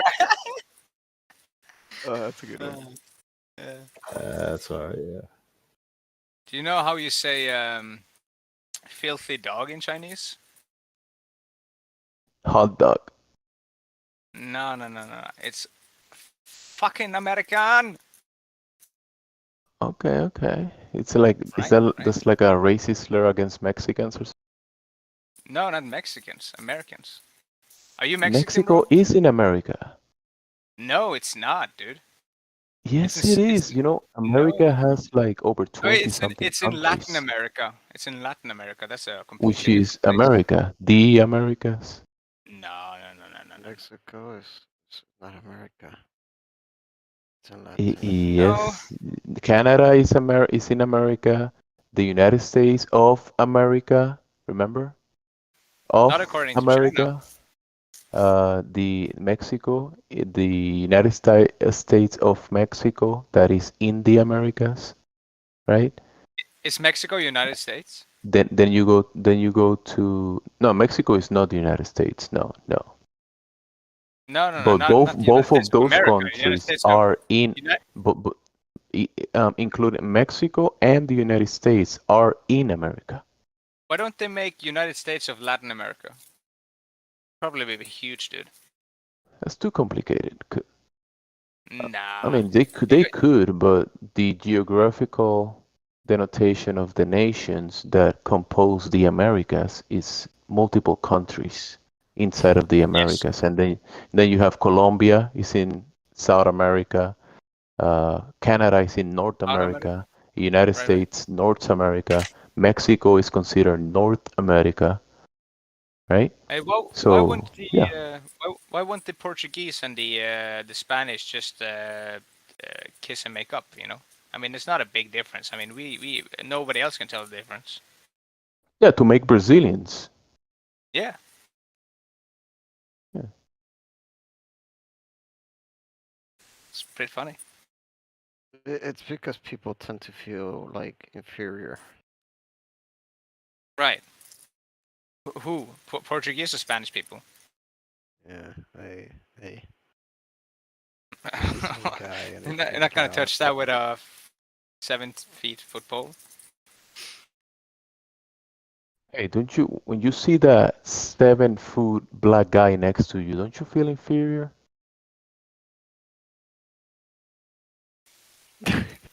I bet you do. You talking to me or Shadow?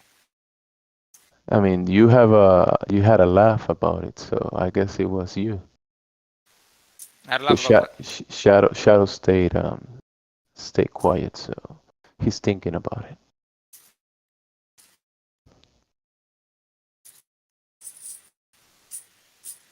Is that your money making noise? How much money you got there?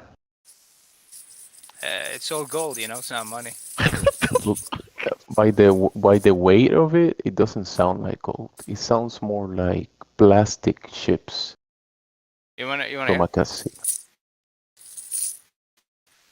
Oh yeah, it's not plastic. It's not plastic. What is it? Euros? I wish. You can actually use euros, you know. I bought some gold, right? And what am I gonna do with it? What the fuck am I gonna do with it? You If I bury try to it? put it up, yeah, fuck that. If I try to Listen, give it to, the gold you yep, bury it, you make a map, draw an X, and then pass it to your right. children, and then tell them to do the same thing, and in Whoever finds it maybe, I don't first, they know. keep it. Dude, that's a Yeah, great idea. I'm gonna use that. Thank you. Yeah, you can like make a shield out of it, and then you can auction it on eBay for like more than it's worth. Yeah, that's I a can make good a idea, Marvel shield out actually. of it. Maybe we can make an Iron Man suit out of it. If you have gold, just hold to it, okay? Hold it. Don't Yeah. sell it. Hold it. Mm. And when Russia comes, we can buy some guns for it. Doesn't that sound great? They'll take it. They'll take it. They'll trade you some goods for They'll take gold. it. Give it to India, you know, all good. You think Brussels or whatever it was should be punished for buying diamonds from Russia? Like, why can Why we will not anybody buy be oil? why should Yeah, anybody be punished for doing commerce with their neighbors or people next to their whatever? they Nobody should be punished. shouldn't, right? That's the point I'm trying to No. make. Like, we cannot buy oil from Russia, but they can somehow buy diamonds. Like, we don't fucking need diamonds. We need some fucking oil in our fucking vibrators. I mean, actually, you could Brussels should be able to buy oil from Russia, but they are under the impression that someone else that is probably 10,000 miles away from them told them Yeah. that they can do something, but in reality they can. But it's Yes, just but there's like a under contract, right? the impression that they can't. Right. Yeah. But it could It's probably called an affect the it's called an relationship with America. economic warfare. Economic warfare. Yes. You are correct, sir. But imagine, because some neighbor that is very far away from you I'm telling taking you you that don't you like. cannot. I'm taking it you don't like America. Is that correct? Oh, I love many of the countries in America. Many of them. Of the United States. Oh, I love the United States. I mean, I actually love my neighbors in the United States. I just don't like some of the corporation itself, the United States Incorporated, and the way they do business these days. They're actually very detrimental to us, the Yes. people, and to our neighbors. So it's just that I think that we could do better. We could do better, in my opinion, at least on the foreign policies and telling our neighbors what to do. I just think that me myself, I would like to mind my own business and let my neighbor manage their own business, in a sense. I like that. I like that. How do you think we can solve those problems, though? Do you have any idea? By minding our own business and But you can't mind your own for. business if America invades your country. Do you know what I mean? Oh yeah, that's why I'm saying, like, I'm in the U.S. and Alright. I rather people minding their own business. Sure. But I Oh, think go ahead. Shadow was gonna say something. I was just gonna switch topics. Go ahead. I have a big question. Since this is a flat Earth chat room, and you're a flat earther, I presume, GMC. I think I don't really. I'm not a flat earther. Yeah, you're not. I Okay, can shut up. I know about the You can answer the topic. question of large bodies of water do not curve. That's untrue. I've seen waves. I was raised Yes. next to the ocean, and I can see bending, see the waves all the time, and they do bend. Me too. They do curve. So Me if you too. put like a bunch Yes. of water together, they bend. They can Okay, bend. They can bend when in sizes because they're not solid. the water will not conform to the outside of a spinning sphere. The water will conform to the container, whatever is containing it, and it will seek level, and it will stay it will seek level, and it will present itself as a horizontal, right? That's why we see the horizon, like the water meeting the sky. So that horizontal will be a line. Let's say I'm in the east of the United States and you are on the west of Europe at the shore, and you and I can be pointing at each other with our fingers at the shore, and we'll be pointing straight to each other horizontally. No curvature between you and I. That makes sense. It does make If you would be sense. pointing, Claiming the opposite to that will be nonsensical. Nonsense. if you're pointing right next to each other, you would be technically pointing a little bit down to the ground. If you think of on a large scale. That will be a claim that you will have to demonstrate, and when we pull out, when we test this claim, we can falsify it very easily by many different observations, tests, and measurements. We can falsify the claim that if you and I will be at me as an observer, or you and I, different spots, let's say 30 miles away. I'm in in the shore at the beach, or let's say a lake. I'm on this side of the Well, shore hang in on, Dempsey. Peru. Let's say in Peru, in Tijuicaca, the lake, and that lake Yeah. goes, I think it goes over 100 miles, right? I could be at one side of the lake, and you could be at the other side in Bolivia, of that lake, and we will be horizontally parallel to each other, level to the lake. There will be no hump of curvature between you and I, anywhere You in the said world.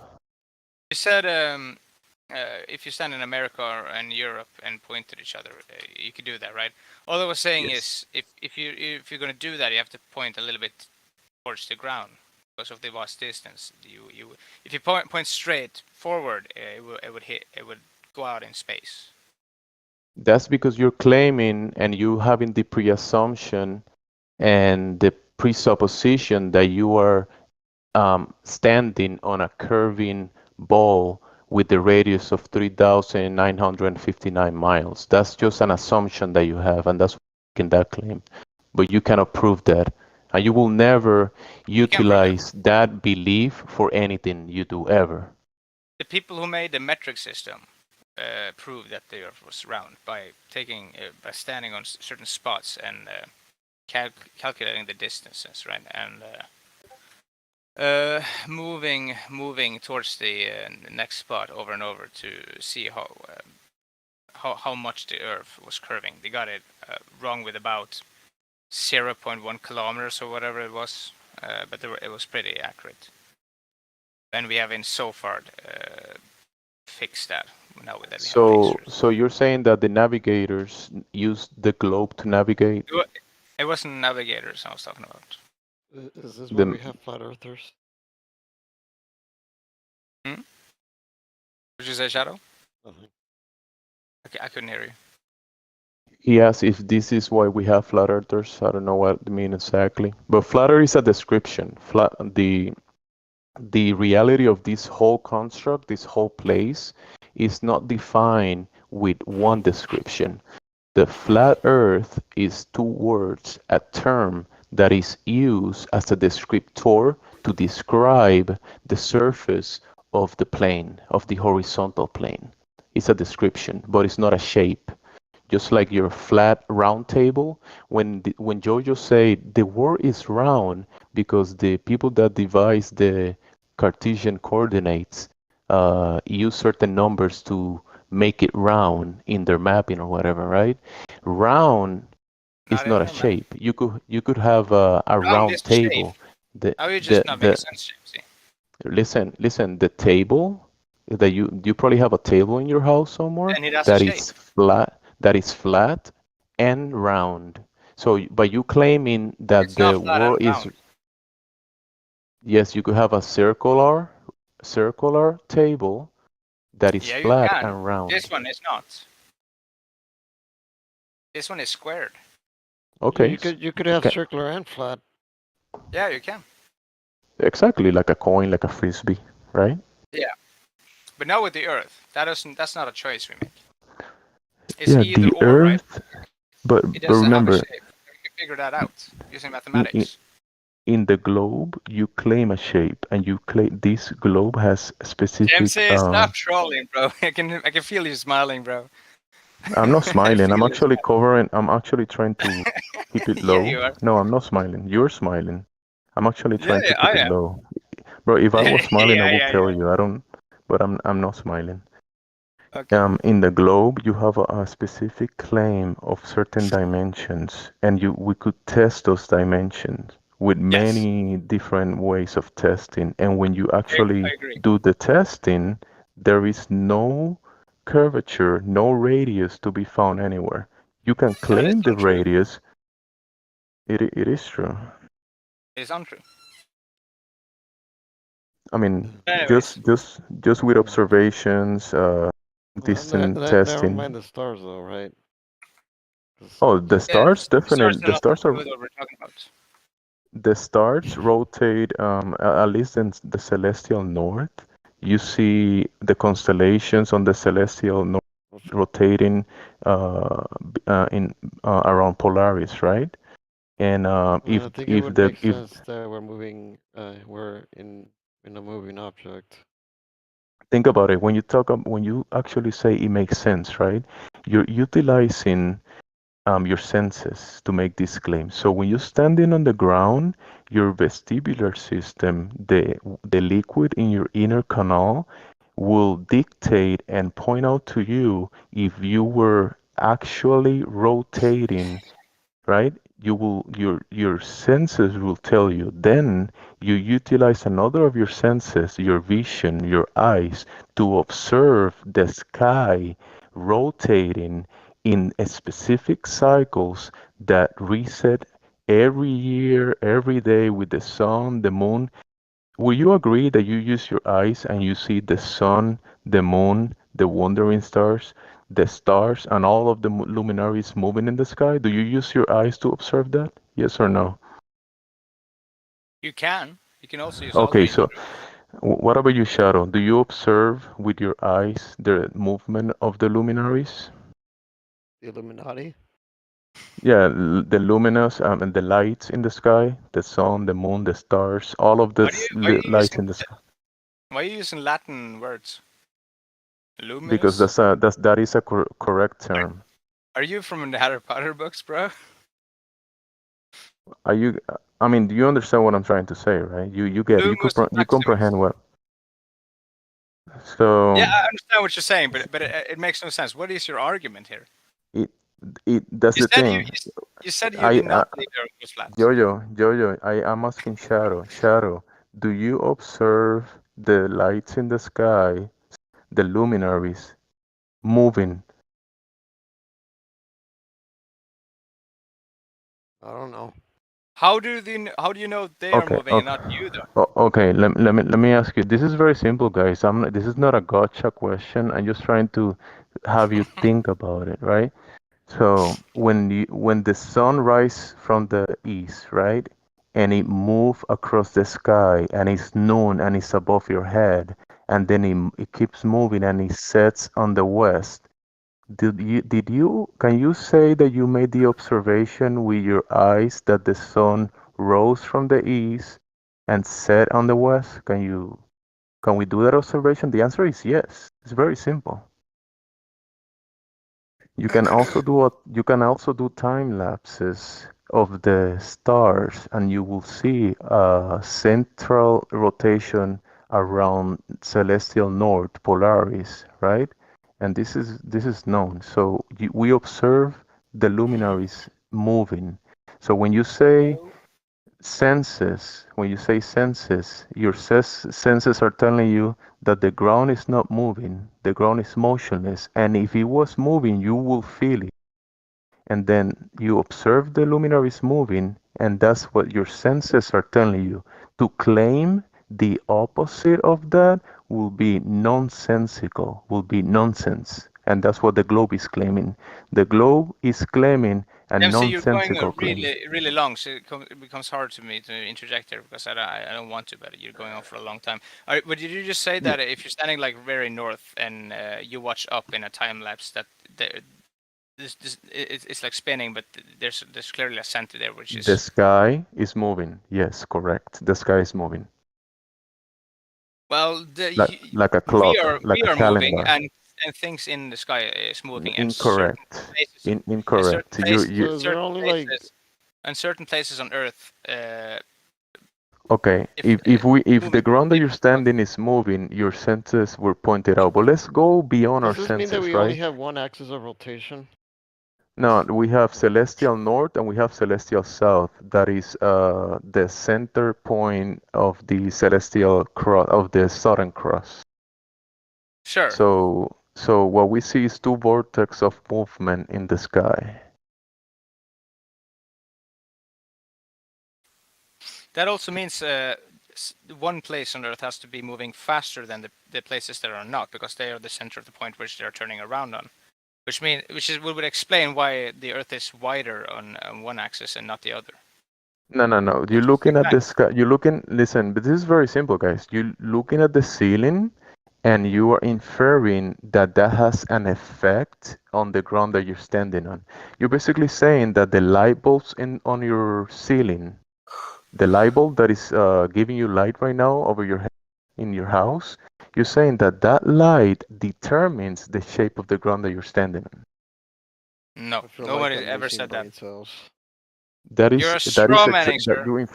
But that's that the thing. You have to see that because the lights in the sky are moving. That doesn't determine the shape of the ground. No, but neither does the shape of the ground determines why where the light is or why it's moving in a certain way. Exactly. They have no the shape of the ground doesn't determine the movement of the skies, right? But the movement of the sky doesn't tell you that the ground that you're standing on is a globe, and you're actually saying that. There's many factors, bro, and I never did I say that the Earth is round because of the sky. Shadow, didn't you say that asking about I would say that. you see? So this is exactly my point. Giorgio, Your point is you that gotta you're follow the arguing, conversation, bro. you're having an argument with no one right now. that is What do you the mean? reality. We are all talking about the same thing. We talking, No, but we're not. I'm trying to have you kind of look away from your confirmation bias and I look do at not it have a from a confirmation different bias. just look at it from a different perspective. The actual sensical way that you're looking at it, the way you are experiencing it, your senses are dictating and pointing out to you that the ground is not moving and that the sky is rotating, and you are flipping that and claiming the opposite and making a claim which is nonsensical. Both Not can be true at really. the same time, right? The Earth is moving and the sky is also moving. I We're mean, always moving. if you're No, Even moving if you're standing along still, you're moving. with the go same ahead, Shadow. Go ahead, that Shadow. motion as the ground, then you wouldn't feel movement. You But move that will along be with a the ground. claim, bro, because Right, in for the fact that reality, there's there. gravity too. You can make, James, you can make But claims. think about. You're allowed to do that. Exactly, we can make claims, but the actual objective thing, because you can make claims about anything, right? But the actual experience, you have to take that into account. And we can extend away from our senses and devise uh, Also, your thing, experiences doesn't dictate we can how things devise are. technology and do tests that will determine certain things, like what? The curvature that we know is not there because we have falsified the radius, and also the movement of the No. ground that you are in a way claiming because of the sky. But if you listen to You're claiming instruments are falsifying here. So how do you make that claim? no, the What instruments basis? falsifying the instruments falsifying the radius is not dependent on my opinion or your opinion. Yes, it is. It Because actually is. Because you're making an opinion that the instruments no, are no. false or creating a No, false because image. remember the tests are designed to test something very specific, and if they can falsify what they're looking for, that's what this test is showing. The It's same not way a you can matter of falsify opinion. their claims. If their claims are true, you can misrepresent them, even if they are true, and they can be false, The and you can claim them as true. Both are the true. You're the not actually testing making a. the You're not test is actually not proving anything. the test is not biased. The test is the laser test and the long It can distance be. observations of known places. It's not having a side. It's just showing you things for what they are. Yeah. And if something is something and you claiming the opposite of something else, you can test that something and it will falsify a claim that is not. If you do a test, you can also have false readings, right? There's many factors here. That's why we have to have many tests with many different options. There's many all tests point- that falsifies the and radius. pointing to the same thing, which we have. Let me We have just eyewitness testimony of the Earth. We have tested with machines. We tested with just straight math. We've tested with lasers over vast distances, proven that it definitely bends. For how long? That's the question, right? can you point down the name, the person, and the test that was done to measure the curvature of the Earth? Can you tell us that? You can look up the history of how the metric system was created. That's one No, way. no. Can you tell me the test to measure, not to calculate, because calculation and measurements are different things, right? You can When you measure, you can when you measure, you can extract. Go ahead. sorry, when you measure something, it's usually to find numbers for your calculation. Also, when you're calculating something, you can measure stuff to find your calculations. Now, remember, I could calculate that you have minus 100 apples. I could make those calculations, but do you actually have minus 100 apples? Can you Right now, have I that? have minus infinitely amount of apples, except I have one apple. Can you, in the objective world, have minus 100 apples? It Can you depends. answer that, Shadow? Shadow, can you What- have minus 100 apples, Shadow? That's a ridiculous question, man. Because it depends on But what this context. is the In your difference that you could closest, actually in your closest account. vicinity, yes, you can have a minus infinite number of apples. In your vast bigger vicinity, there will Okay, obviously you be can fucking also the minus there might not 100 have. apples is like is like calculating Superman going a certain speed and how Superman flies and how Superman can shoot laser beams from his eyes. And you could make those numbers, you could make those calculations, but listen, those are not reality. But then you can make you can make calculations and measurements based on reality, like okay. I pick up one apple, I have one apple. I pick up another apple, I have two apples now.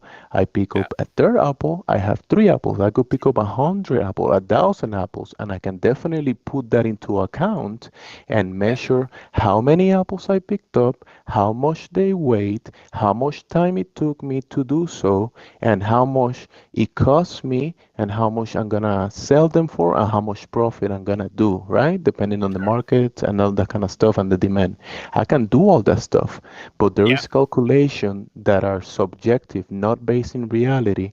And then there is other calculation that can be in reference to actual experiences and things that we can do in reality.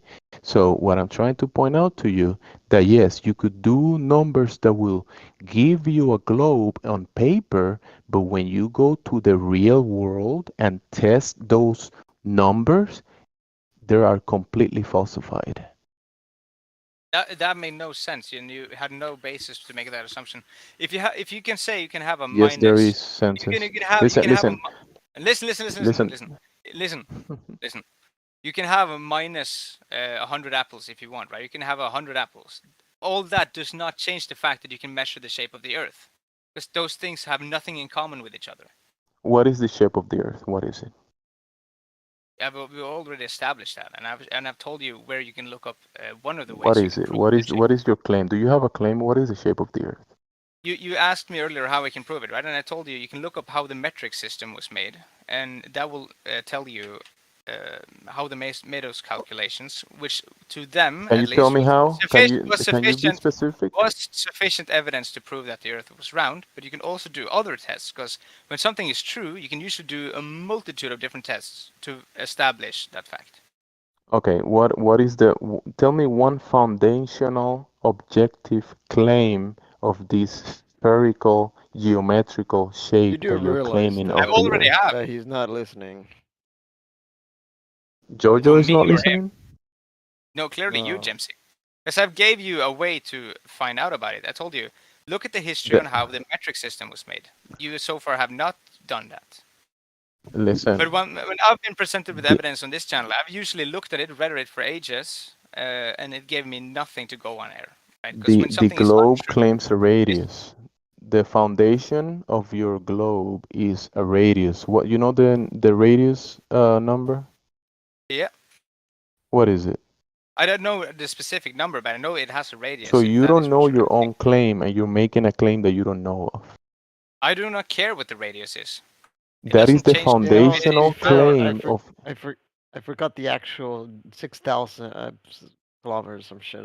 Hey Shadow, thank you for that The- Shadow because Jimsy, you guys are being But- okay. Shadow is being a little more honest than Jojo, but it's But who okay. cares That's if you because don't he's know the listening. actual You're- number we are But, or not? but Like, I'll tell you. The globe curves, the claim of the spherical just because we don't object know that you number, call you the say we don't globe. have the claim. This is Stupid. geometry. Listen, this is geometry. The globe has specific dimensions, specific yes, numbers, and the specific radius measurements. And the radius is different from from west to east than it is from north to south. So And you could easily hey, be like it's Shadow, can you representing. Google Hang on. can you Google the So radius and tell me the you can number? also Or you can Jojo? also you can also misrepresent it, saying they don't actually know the radius because it has different numbers. But it would depend on from where you're measuring from, right? If it's north to south, it would be different than from east to west because it is not completely spherical. It's How more like much a squished difference? ball. How much different is it? I don't know. I don't think it matters at this point. So I'll you're get my saying that the friends. radius of Well, the Earth doesn't matter to determine the to me, what curvature of the matters Earth? to me, what matters is whether you're willing to look up how they have figured out the shape of the Earth before we had satellites, before we had lasers, because they have known for quite a while. How was it? What was the test? Who I have was? Tell me. already Give told me you the name. two No, you times. haven't. You think you have, but you There haven't. is a You live? single test. Do you live in Europe? Do you live in Europe? No. Okay, so you don't have the metric system. Look up how they made the metric system, So because you're it saying is that based on the shape of the Earth. it is based It's- on the shape of the Earth. Okay. Can you Yes, explain me how the metric sure, system works? Explain it to me. sure. They wanted a way to most easily represent reality, right? When you're measuring a certain distance, you wanted the most exact number, right? So they figured out how big the Earth was with a reasonable within a reasonable limits, obviously, and they made different measurements based on that. That's why we have millimeters, centimeters, meters, kilometers, right? This is why we that's why in Europe and in most other countries we have decided to use that measurement because it's better than a foot or the most American measurements. Actually, I think a lot of South America use the metric system, if I'm not incorrect here. Do you not use meters in your country, Jamsey? We do. We do use meters. Yeah, people use meters here and there. Wait, Yeah, what sure. country is he? In America. Honestly, America. America number one. Yeah. So the metric system that was proposed by the French astronomer and mathematician Gabriel Monton, Yeah, you're 1618. clearly a troll. You gotta be a troll, man. You gotta be a troll because I Wait, think you know more than you're I'm willing reading to. Yeah. about the topic that Oh, you're okay. Sorry. proposing, and you think I'm So troll. sorry. Do you have some Yeah, type of because imaginary thing? what you said made me be like, oh, he clearly knows all this shit. He's just pretending not to know any of it. Sorry, dude. I'm sorry. No, I didn't mean to do that. But I'm gonna go and take a Yeah, piss, guys. j- You have a lovely day. It's been great talking. have a Keep good one, reading. Keep Jojo. reading.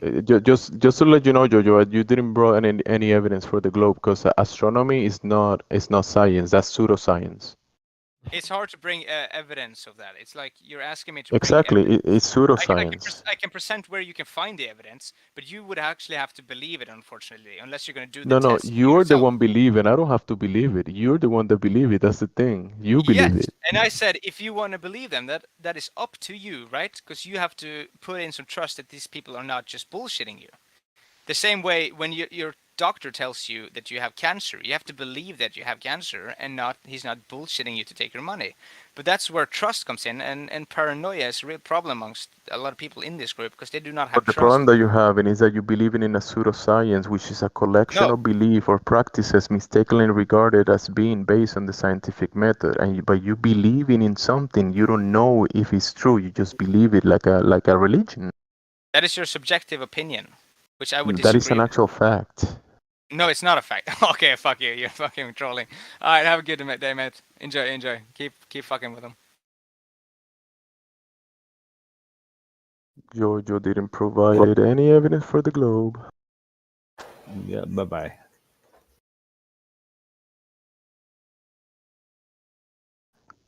The metric system proves the globe. What do you think, Pimac? I think it's a pile of shit.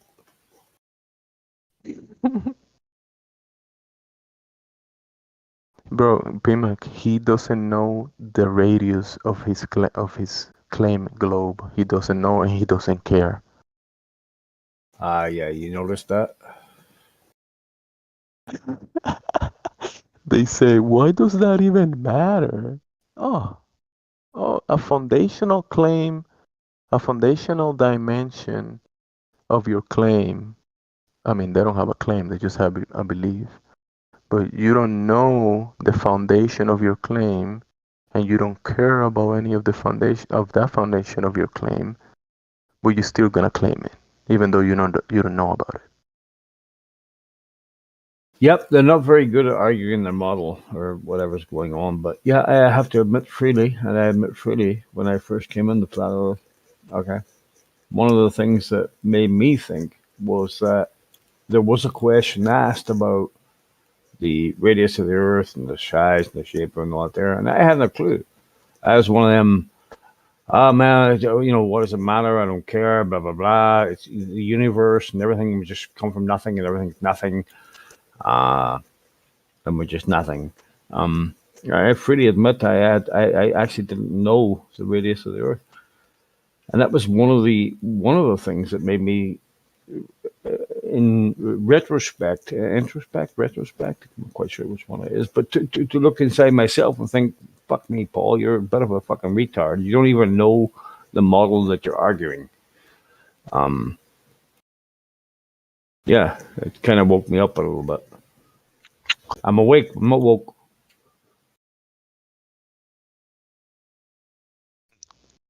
Kind of funny, like he said, the globe makes sense, even though they're claiming the opposite of their senses to claim the globe that they don't know anything about. It Yeah. makes sense, but I gotta just discard my senses to claim it makes sense, which is nonsensical. And then he said, what was it? That's what it's so good at Oh, doing. he projected that I was troll. He said it so many times that I was trolling. You're trolling. You're trolling, and he's the one that joined, asking about the leader of North Korea, and Yes. if the leader of North Korea believes the Earth is flat, and that he has a bag, and he's ready to move to North Korea, and I'm the troll. Yes, I noticed that. Everyone who spoke is like, "Are you a troll? You're trolling, bro. Are you a troll? You're trolling, bro." That's yeah. It's there's something going He on. was projecting. Yeah, exactly. Yeah.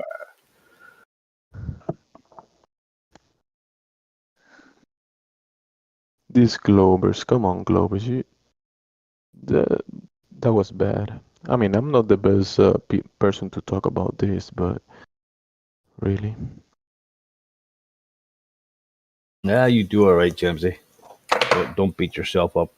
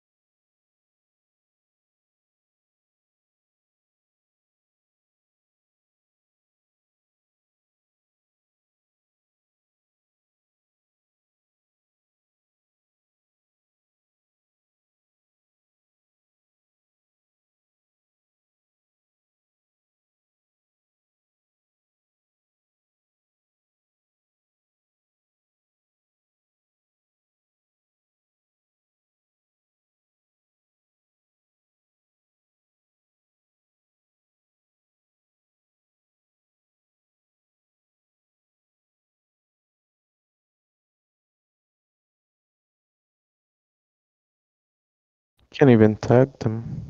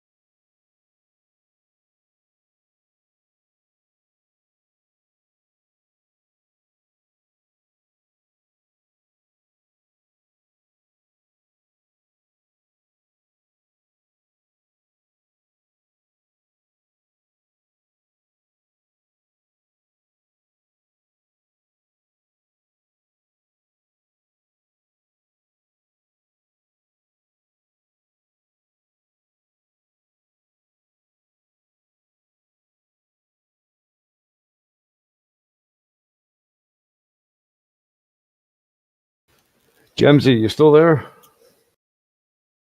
I'm here, bro. Yeah. I joined Twitter there because Elon Musk took over. But yeah, I don't know, man. Like I don't know. I don't know what the fuck's going on there, bro. SpaceX and On the on the Flutter Discord. no on the Twitter. 24/7? I joined the Twitterverse. Twitterverse, yeah. The Twitterverse. It's kind of intoxicating. You know, when you post something, you get like 17 likes, and people like what you say. It's kind of intoxicating. You know, it kind of draws you in. Oh, people like what I'm saying. That's cool. No, Sometimes I'm like reading something and then I kind of like back out of it and I can't find it anymore. I got lost pretty easy in Twitter. oh yeah, that happened to me at the start too. I tried it there about 5 or 6 years ago, and I was like, "What the fuck's going on here, man?" I was like, "Nah, shit, this shit isn't for me," you know. But yeah, no, once you learn the navigation of it, yeah, it's pretty good, pretty good. Hey, Elon Musk bought it, so he's probably gonna introduce some space technology and make it better. I just said to him, you probably won't even acknowledge it, but I just, hey, dude, you know the Earth's flat, right? But I said it in South African. You've hit the artist. You've hit the artist spot, yeah. But he probably won't even fucking. Who cares? Yeah, he's going to invent something. He didn't even invent Tesla. Apparently, it was two other guys that invented Tesla, and he bought it or something. He's kind of a bit of a charlatan. Like he did make PayPal, didn't he? It was like him and a buddy made PayPal. He got rich off that.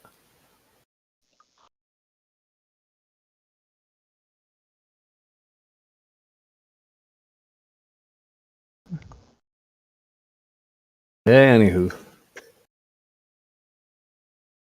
He made some money, I guess, but in my opinion, he's definitely some type of pumped up character. We get a lot of those, and he's in the public face, he's a pretty big one. yeah, you're Similar right. to Bill Gates and those kind of characters. Yeah, he's like the anti-hero. What do they call that? Protagonist, antagonist. He is like the anti-hero that people are following and falling in love with, but like Trump. Like I would rather have Trump than anybody else, but it's the lesser of two evils. But yeah, he's an anti-hero, isn't he?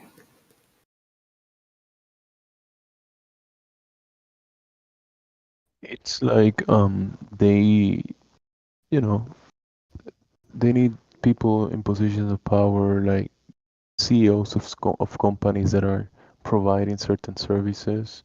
You know, like Bill Gates provided Windows and the computers and the access to that kind of stuff, in a sense. And then Elon also has like these electric vehicles and that kind of side of the equation and the private side of space. But it's all like a big show, obviously, because in my opinion, technology could be, in a sense, better and more beneficial for everybody, but they have kind of like a chokehold on the access of the stuff, that the information and the stuff that we can access, but they still play the hand that they are kind of like liberators of technology, and they're doing the good things and, bringing this good stuff to people when they're actually Purpose. I agree. servicing the agenda. 100%, bro. They take us in the wrong direction. Technology could be so much better and so much more, but they're taking us down the wrong path. I agree with you 100%, man. It's not often I agree with you,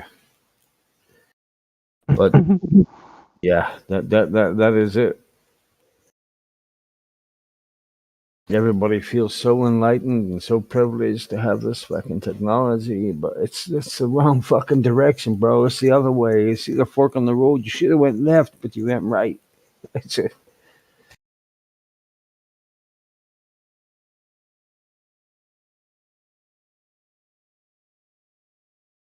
Yeah, I agree. Hey. All good, I guess. What are you up to today, bro? Brother man? Me, I had a long day. I did got some rest, and soon enough, I'm gonna do something early in a little bit and come back home and rest.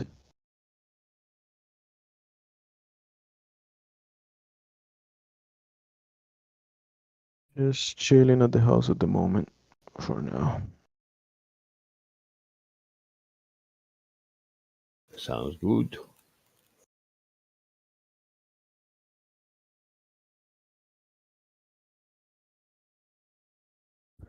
Better than Twitter. I'm in this in Telegram. Telegram, and there's a lot of interesting groups in Telegram, and people do a lot of non-filter information sharing, Yeah, I've heard of and it's interesting. Telegram. To me is like the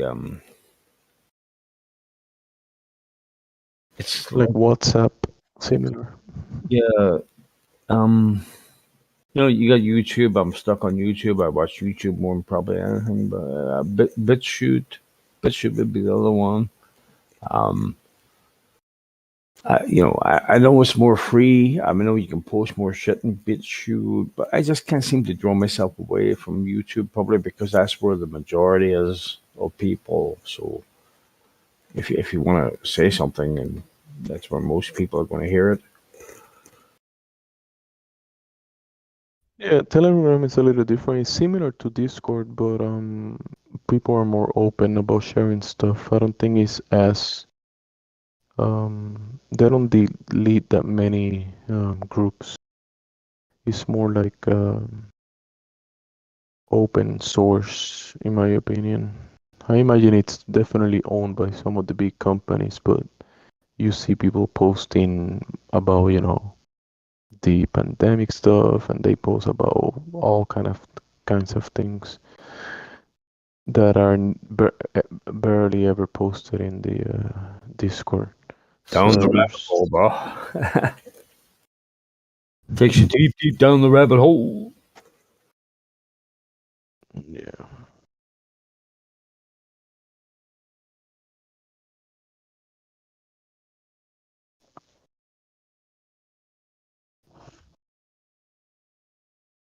Where are you from again, Jamesy? I forget. You're Eastern European, right?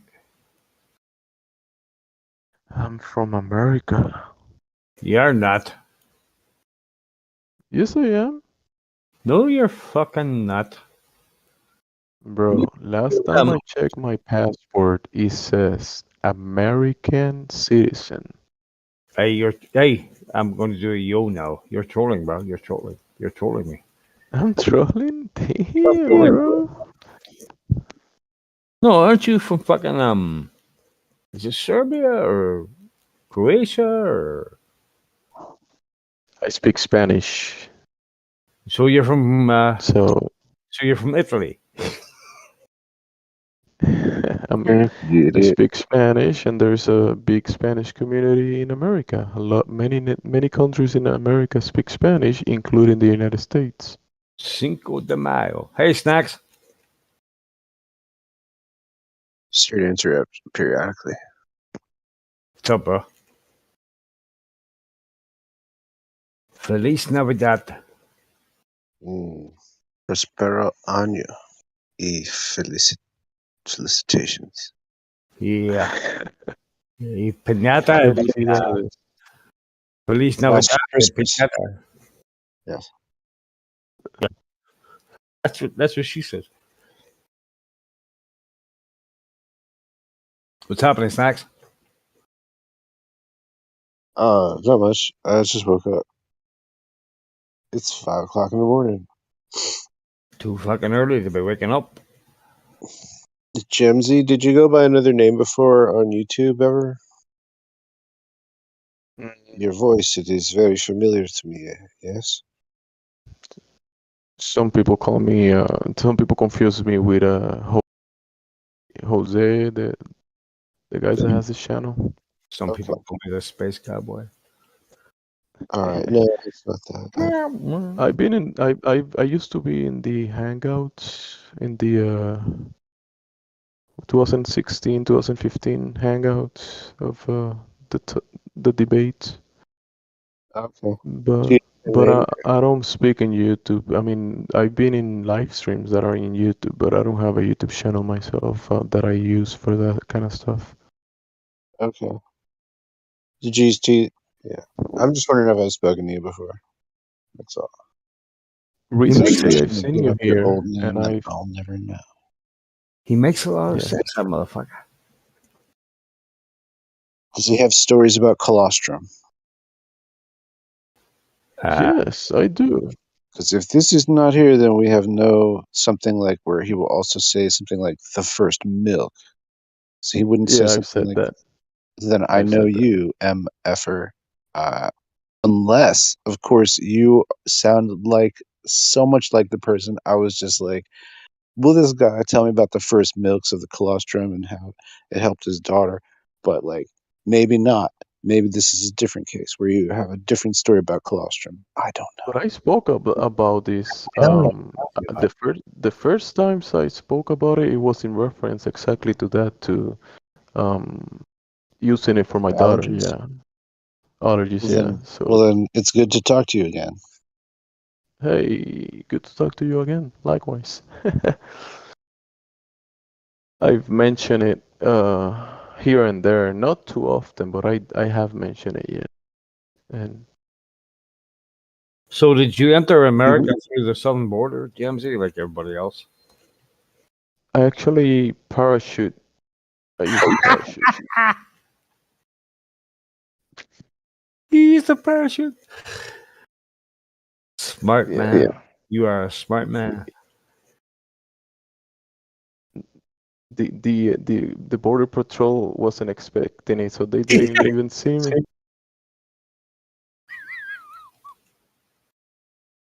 None of this walking through the southern border shit for me. I'm just going to parachute straight into America. I'm not gonna walk through the desert. What are you talking about, bro? I gotta get that first milk. That first milk gave me a lot of brain power. Oh, that's funny, dude. Well done, Josie. You get one like from me, bro. So, well, what is your conclusion about my opinions? I mean, or whatever I share about the first milk back then, and did you? I can't believe you remember that. That was like Dude, it was over 5 years ago, Do you no? understand More. how good my voice print is in my head that I could identify your voice these years later? You actually sound like you've aged a little bit, and that your voice is actually a little deeper than it was before. I don't know. Not like what did I like? It's not like I wrote that down, but it's just so interesting. Some people think that they're good at hearing voices and recognizing. Some people think that, but I I think do. it's proof that I am. What name you had back then? It wasn't Xanax. It wasn't It was Snacks. Snack to the Future. Effie Trail, you said? Snack to the Future. The same name back then? Yeah, it was spelled differently. This is SNAX. It was SNACK. Okay. So was it in the Hangouts, right? Yes, it was Yeah, in the in that. Hangouts. Is that Google Hangouts? Cool. Yeah. Google Wow. Hangouts, yeah. Old school. Mm-hmm. Glad to have you back. I know you've been here, but I'm glad I've made it because I've been dealing with long life situations, but I've made it. I'm glad you made it, and I'm also glad that this doesn't make me a racist. Because I don't know, maybe somebody else would hear like an accent and think like, "Oh, it's the same person. This is the same person. Totally the same person." But no, not me. I didn't do that. I just was like, "That's the same guy." Hey, Yeah. I'm Snacks. gonna just be so happy about this all day. I'm gonna pat myself on the back so hard, it hurt my arm. Go ahead. You're only a racist if you disagree with anything I say. Okay. Were you black? What? Yeah. I can't tell sometimes. You might be. I don't know. I'm gonna make PMAG is only coffee. black from the waist down. Yeah, I got a big cock. You're like I didn't yeah. say that. You knew I was going to say that. You set me up, bro. Stop imagining things, PMAG. Come on. I know. PMAG takes too many beers sometimes. I can apologize for our That's right. elderly member. Snacks Yeah. remembers No, me. I told you, no, Snacks. because PMAC, yeah, because I think when I just had joined in here and it was just comfortable enough to try to host a debate between you and General Shady for 3 questions, and oh my God, I think that started him. He was on like a celebration tour for like a week after that. He's like, I debated some flat earther, and he told me the tides don't exist. He'll say, shit like that. But for like a whole week, he was doing it. I think that's your fault. I remember Snacks from 24/7 Discord. We couldn't shut that motherfucker up. He just I talked, wasn't. bro. I would not know 24/7 Discord. You were, Shirley. No, You were. not on 24 Call me Shirley. Discord. No, not on 24/7 Discord. No, don't think so. No, just maybe one day. One day I was. One day No, you were there forever, bro. You were like I was. you're like part of you were part of it. You talk on Discord. You're drunk, PMAC. I was on YouTube. Snacks. I remember you from 24/7 Discord. Am I wrong? You are wrong. You're incredibly wrong. Okay, shut up though. Thank you very much. Good night.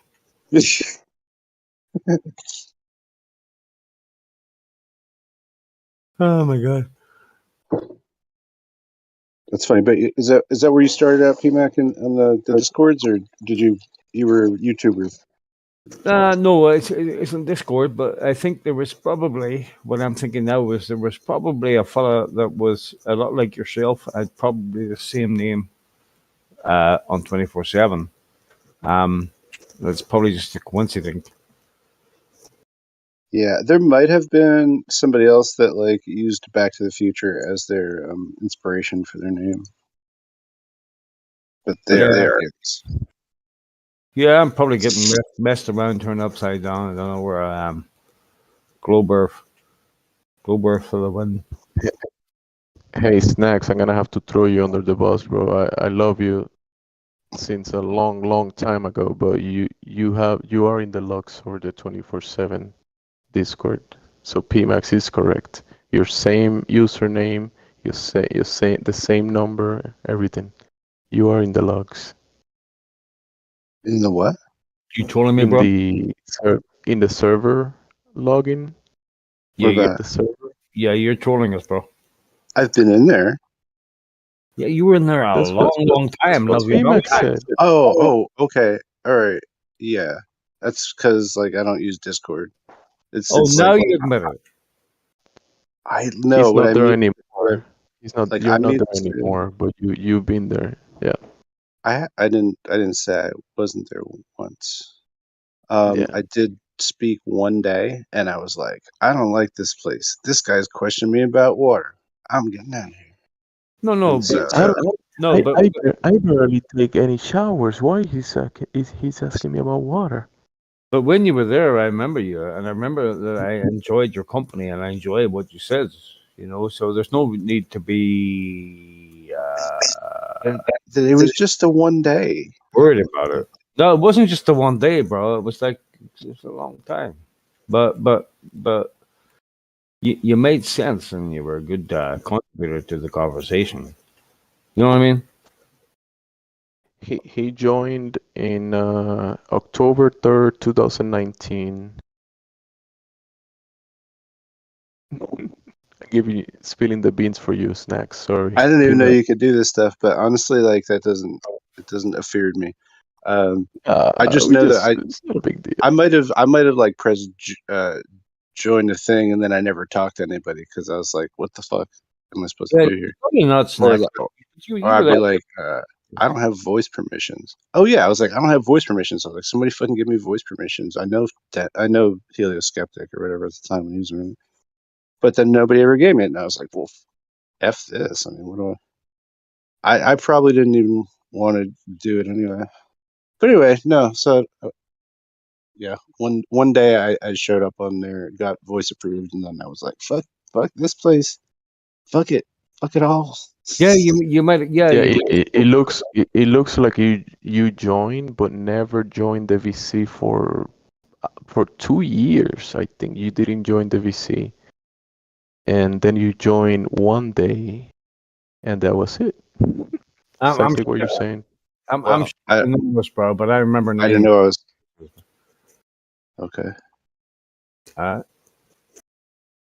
Sorry. I mean, what is- I'm existent from in the YouTube dimension before I was around before I was doing YouTube before Discord existed. Mm-hmm. Yep. I was talking to this guy about colostrum before Rick and Morty fucking existed. That's That's how old this is. Yeah, bro. how old we are. I know. What am I doing with my life? Fuck.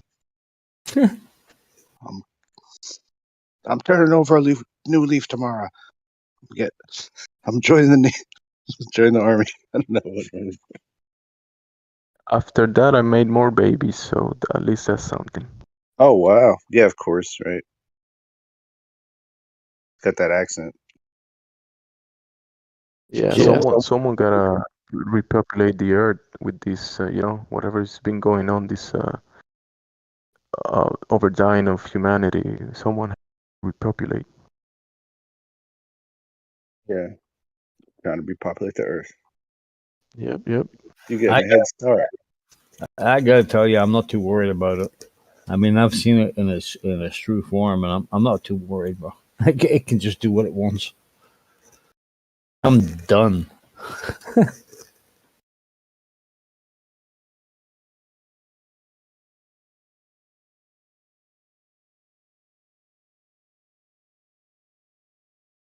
It's early in the morning. I'm just messing with you guys a little bit. I'm sorry that I checked your username in the other server, but what you said, Yeah, I'm not gonna forget it joined, anytime soon. Don't you worry. you know, like you said, I you got a joined long memory, Jack. and it's all good. And PMAC, don't take any more beers because it's been enough. Okay, PMAC? Yeah, okay. I got a long memory, Jack.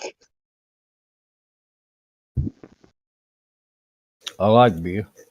I'm so glad my story checked out though, because I wouldn't I have been embarrassed if I wasn't totally truthful. Yeah, it was you were there. Pima wouldn't care. Pima wouldn't care, and I wouldn't care either. But That's you know, true. we just here, and At least it didn't I have. hurt her. It's a coincidence, and we spoke in the past. I just felt like No, following it's you meant and to Pima's be. conversation and do some investigations under the radar and letting you guys know what I was doing in the background.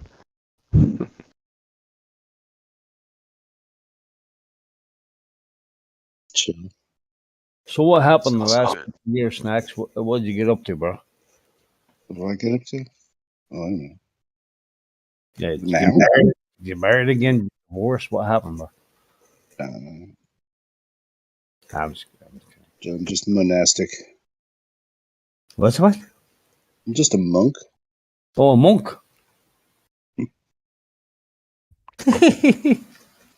You sit on top of a hill with a shaved head. I swear I'm probably related to him. Buddha. Where do you live? Montana? No, I live on the East Coast. Oh, same here. I know. I remember where you live. Where's Probably You that? because you don't. said it.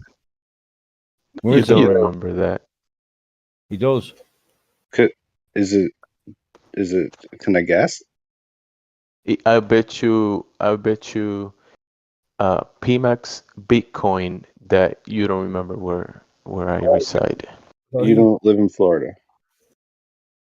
That's incorrect. Not Florida. Did you used to?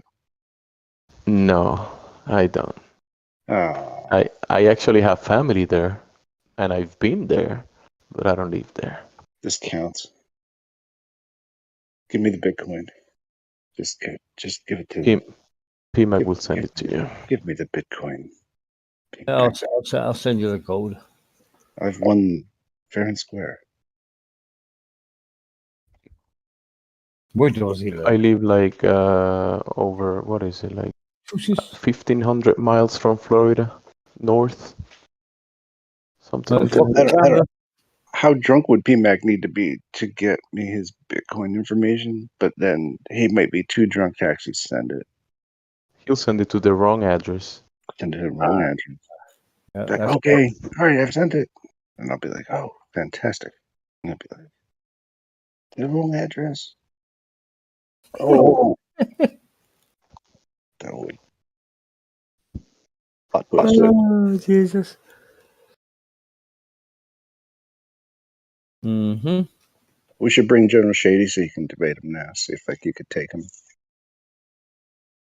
Before, I think you were maybe unprepared. But like General Shady, he's like an easy Mike Tyson's punch out type of debate because he's just gonna ask the same 3 questions all the time.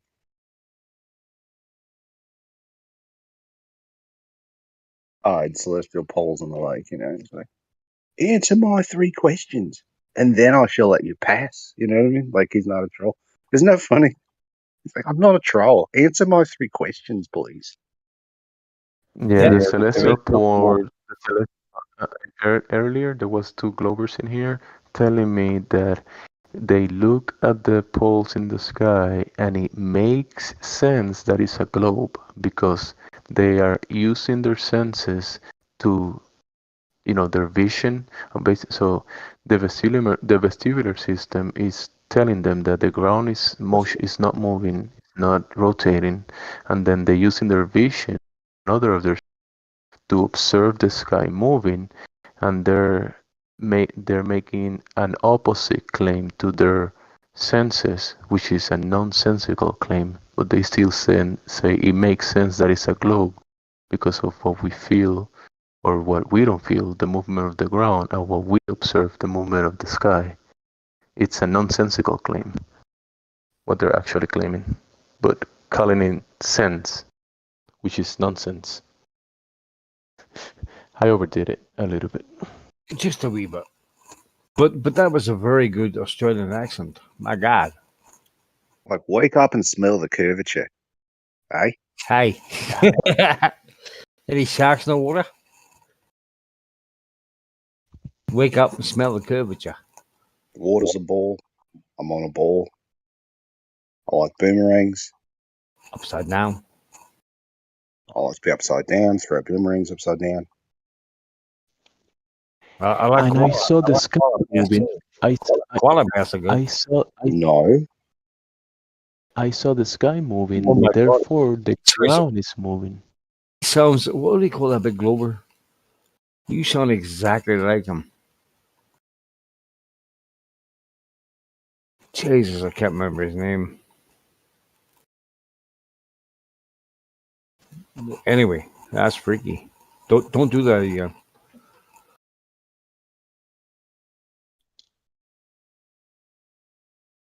No, I live in Australia. My name is Peter Pan.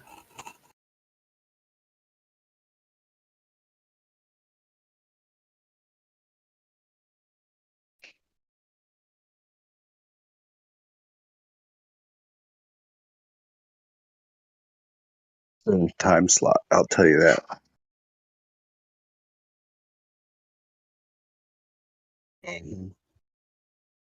Whatever you call it. This time. I think it's time for Weird you. time. 5 a.m. is either nothing, but like if there's something here, it's like a little bit unique. Yeah.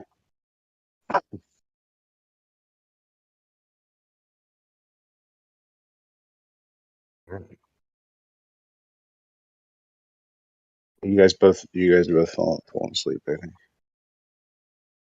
You know. I'm Come not.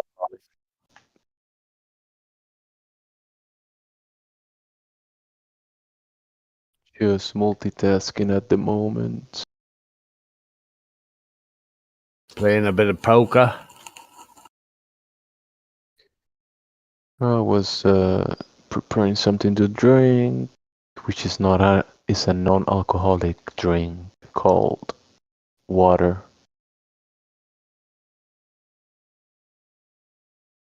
And we'll be getting ready to go drive for a little while and come back. Jesus. James, do you drink alcohol at all? Or are you not allowed? Alcohol? What's that? Alcohol? Do you drink it or not allowed? In Soviet speak it? Russia, alcohol English, was motherfucker. What? no, that we don't have alcohol in Mexico. But you have cocaine now. So you're a Muslim? Nah, You're not a I Muslim? just don't drink alcohol. Ever? Ever. Wise man. Just don't drink alcohol, bro. You know, just don't. Oh, I know. That's right. Because you're there, you stay, etc., etc. Bad times. Hmm. Trying to keep my liver in good standing. Well, I've made it to 53, so another couple of years would be pretty good, bro.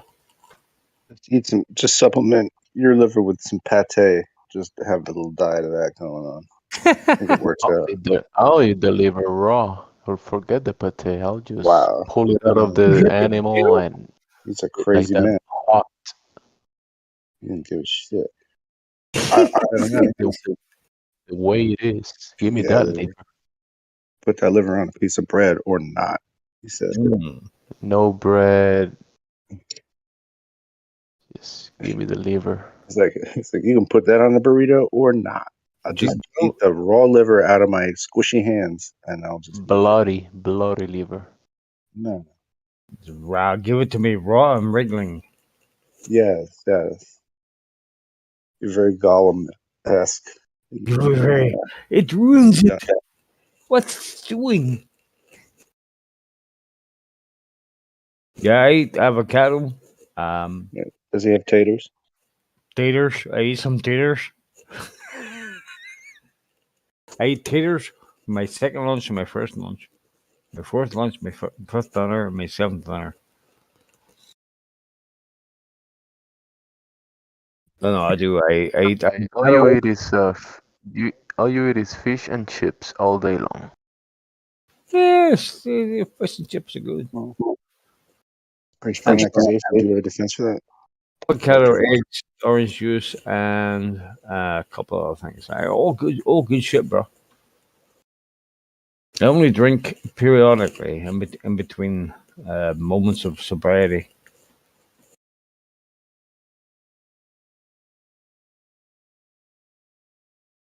Do you ever get moments of sobriety? Ever? Yeah, but it's here and there. Unfortunately, that's going to happen once in a while. All right. You just don't open your mic when you're sober. That's it. You're too shy when you're Oh, no, sober. I'm actually fucking brilliant. People just don't realize how fucking brilliant I am. I'm absolutely fantastic. I think you're actually sober when you're on Twitter, right? Texting with people, and then you start drinking and jump into Discord to talk to us.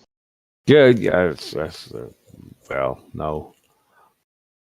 I go back on Twitter and delete all my tweets.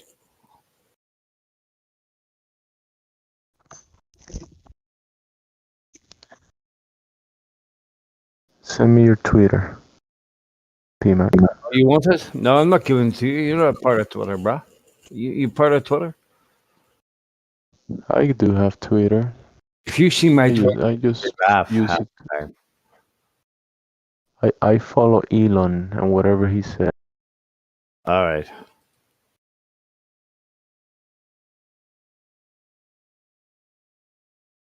So, guys, I picked up a label maker the other day. And the power I feel just about blows my mind. You know? A lot of Like I can pressure and label heat. anything I What? want to.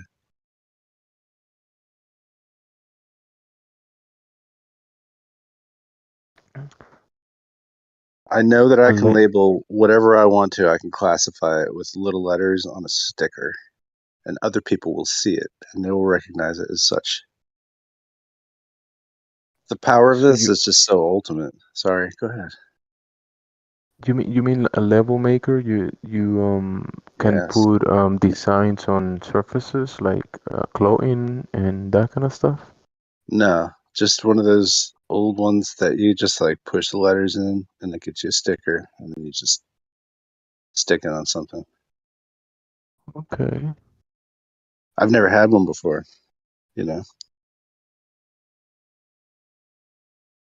I never had one before, you know. But now that I do, I realize I can label anything I want to. I could label things that do not require labeling at all. Right? I could organize things out so far that it's like pathetically organized.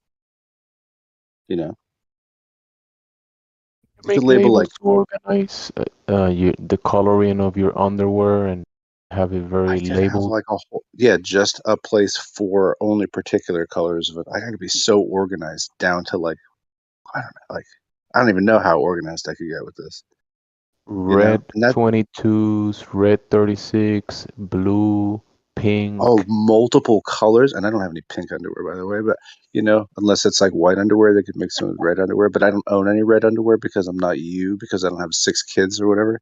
Anyway, Yeah, but the labels are good, you know, when the children's do to have them organize things. They kind of work. but yeah, it's like I already feel like I don't have enough label stickers already, and I haven't even started yet, really. You know, maybe 2 or 3, but it's so daunting. I'm like, I could just wake up and just spend the entire day labeling things, and yeah, I'm not going to have enough tape for that. But there's enough stuff to label that it could take that long. But then it's like, well, why do all that? You know, why label everything? It's not necessary. but it still feels like it's necessary. I still feel like I should catalog and enumerate everything else out, and maybe even I'll label people. Like I'll just like start carrying stickers on me with like, if I see like a nice person, I'll just be like, "Hey, you're a nice person," and I'll label you, and I'll just pat it on their sweater and then leave. I'll just label the entire world: trees, rocks. Fuck it, it will not stop. I'm not sure if I should have bought the label maker, but.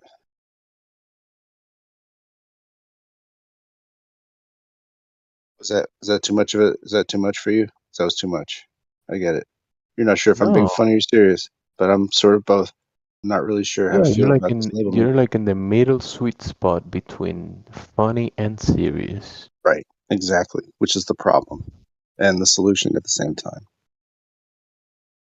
I mean, if you wanna make it a little more serious, the Rumpus is here. He'd like to debate you about the shape of the Earth. But about a label maker, the best label maker, I don't think so. Oh, that is the Rumpus. Oh, that's hilarious. I just happened to drop by. I must admit, I wasn't actually intending to come in here, but I was just testing my sound. It's You low. sound good. You sound. But It's a little low, I but I can hear him. No, I might have him turned down. He sounds clear, at least for me. Really good. Maybe a little low, but I still can hear. It's low, but I have you a little low. So you're usually pretty hot. So Yvonne's probably fine. Can you scream no at the top of your lungs real quick? No, I can't do scream. No, it's. I don't scream. Something like, "You a fucking retard." Can you do that one? No, I don't. I've never said that. I've never said that. And I either just of don't you know guys. if your mic's working correctly until I can hear that. No, I've never said that before. You have. No, I Rumpus, haven't. you have once. No, I haven't. No. Maybe blithering idiot. Try that one. See if you can do that. I've never said that either. No, see, That- so no, whoever no. just accused me of Am I? whoever just said I had. I mean, either you've got a defective memory or you're lying. I don't know if you've ever said those things. I'm just trying to I know, but this someone is- else claimed that I had. I know you didn't actually. You didn't specifically claim I had, but some other guy said I had said it, and he's either. You never called somebody a blithering idiot, Rumpus? No, I've never. I don't think I've ever used that phrase. No, but you know, it was the other phrase that you said I'd said. The FR word phrase that you claimed I'd used was the one you said I'd used, and I hadn't. So you just made that up, or your memory's defective. One of the two. What's happening, Rumpus? Hey, he never used that label. It's all good. You still giving It's money? not a big deal. Ukraine, yeah. I didn't. You overtalked. I didn't hear what you said. Did you ever give money to Ukraine? I haven't given money to Ukraine, but yes, I'm Haven't? inclined to do so. Do you know you have actually? The British government, they're giving a lot of money to Ukraine. Yeah, but absolutely. Well, that's good. Good. Yeah, jolly good stuff too. jolly good. Hey, oh, pip, pip. What? Indeed. I approve of giving money to the Ukraine. You do. Even though they just found out the FTX is fucking laundering money through the Ukraine back to the Democratic Party of the fucking Americas. Don't care. You don't care? No. You see, that's your problem, bro. You don't care. Well, no. I suspect, given the fact that you're worried about the funding of the Democratic Party, I presume you're a Republican, and therefore I presume you're also a Trump supporter, who is a compulsive liar and possibly the most appalling politician in the Western world. And the fact that Americans ever voted for him is absolutely a disgrace. Right? Why is he the most appalling? Why? Well, he's a compulsive liar. I mean, he cheated on all his business deals. He evaded taxes. He's about to be prosecuted for these various offences. He encouraged a crowd to go and invade the. No, he didn't. Yes, he did. Yes, he did. Don't be stupid. Don't be stupid. He encouraged them. He told them to have a fight that day. He was encouraging them all on. He didn't. He said there were good people going in there. He encouraged them at all levels. He took away money from people. Like he got a guy to build a golf course. He claimed to have written after the deal, and he didn't. He's a compulsive liar. And the fact that Americans voted for him is just a disgraceful indictment of the American people, I'm afraid. Well, do you know that Joe Biden got 11 million votes than Barack Obama? You believe that?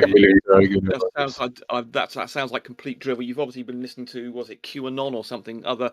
No. And the fact that Trump didn't accept the election results. The fact that he rang up, I think it was the electoral Biden got more votes in than Barack Georgia. He rang up like some sort of Timbuk dictator and demanded that some Georgian electoral official find 11,000 votes from him. I mean, this is the action of the most appalling dictator, Timbuk dictator around the world. If anything like that happened in another normal Western country, they would have been put in jail. And the fact that you think that such things are perfectly acceptable means that you do not have any moral compass. So are you Labour or Conservative, Rumpus? I'm probably Conservative. You are? Probably, yeah. Right, well then I can't understand why you don't fucking love Trump. Because he's a wanker, he's a lying... I respect institutions, I expect the democratic process, I respect government, and that wanker of a guy is a compulsive liar. He tried to usurp the electoral process. He's corrupt. He's got a whole record of abusing his business partners and of lying and of evading taxes. He's also absolutely stupid. He's got the lowest IQ of any president. He's an absolutely odious creature of the first order. I mean... Oh Jesus! Everybody's Hey. It's hard. Hey Rumpus, I didn't vote for Trump. Was that an okay decision? No voting for Trump. It was an okay decision not to vote for Trump. Yes, well done. I mean, any normal human being with a moral compass could not have voted for Trump. I mean, it's just unbelievable. The idea that this guy tried to usurp your electoral process. He tried to corrupt an electoral official in Georgia. He denied the result of an election. He couldn't even... He lied about the number of people at his inauguration ceremony. The guy is a compulsive liar. So he also tried to get friendly with Putin. I mean, the guy, he gave away secrets to Putin. He's got official documents in his hotel, at his home. I mean, the guy is appalling in every respect. No, he hasn't. No, he hasn't. Yes, he has. No, he's going to get prosecuted for it. He's going to get put in jail for it. The whole Ukraine thing was proven to be false. What happened to the laptop? What Ukraine thing? What happened to the laptop? What Ukraine thing are you talking about now? Hunter Biden laptop. What happened there? Who covered that? I'm not fully familiar with that. I know that Hunter Biden is not a bullshit, bro. How can you not be familiar? You know so much about politics. How can you not be familiar? I know quite a lot about politics. I'm not, but I'm British. I'm not. I don't live and breathe American politics. Although I know something about it. So who? I'm aware of Hunter Biden's Ukraine. The fact that the Hunter Biden was promoted to the. I think he actually was in charge of some oil thing, even though he's a sort of basically unqualified to do so. Ukraine, would you please fucking try and get some semblance of understanding what we're talking about here before you pop into a conversation? It's Burismo. It's the Russian gas company, right? So who elected Richie Sunak to prime minister? By the Conservative MPs. Yes. So not the people. No. But so that's not right too. Quite right too. That's the way. That's why you see in this country, when we have an incompetent leader, as we did in Liz Truss, we get rid of them. Whereas in the United States, once you've elected some arsehole like Trump, there's almost no way of getting rid of him. So we have a much superior electoral system where if a prime minister is found to be defective, they are always working under the with the complicity of their party. And if they're shown to be either corrupt or stupid, they can be removed. And that's what happens in this country. So we do not have people like Trump. Trump would never have got anywhere in this country because anybody who lies in this country is immediately removed from politics. Right. So, Rumpus, what happened in the last 10 years in America when Trump was in and now Joe Biden? What's happened? I didn't understand the question. Right. So in the last 10 years of a presidency, when Trump came in and then 2016. Where are we now? How much is gas? How much is heating? How is inflation? What? Are you going to claim that? Let me just say something. Responsible for the Ukrainian war and inflation. Is that what you're claiming now? And Trump would have not. Let me just ask you something. Why did Biden stop the American people from taking gas or oil out of the fucking reserves? Why?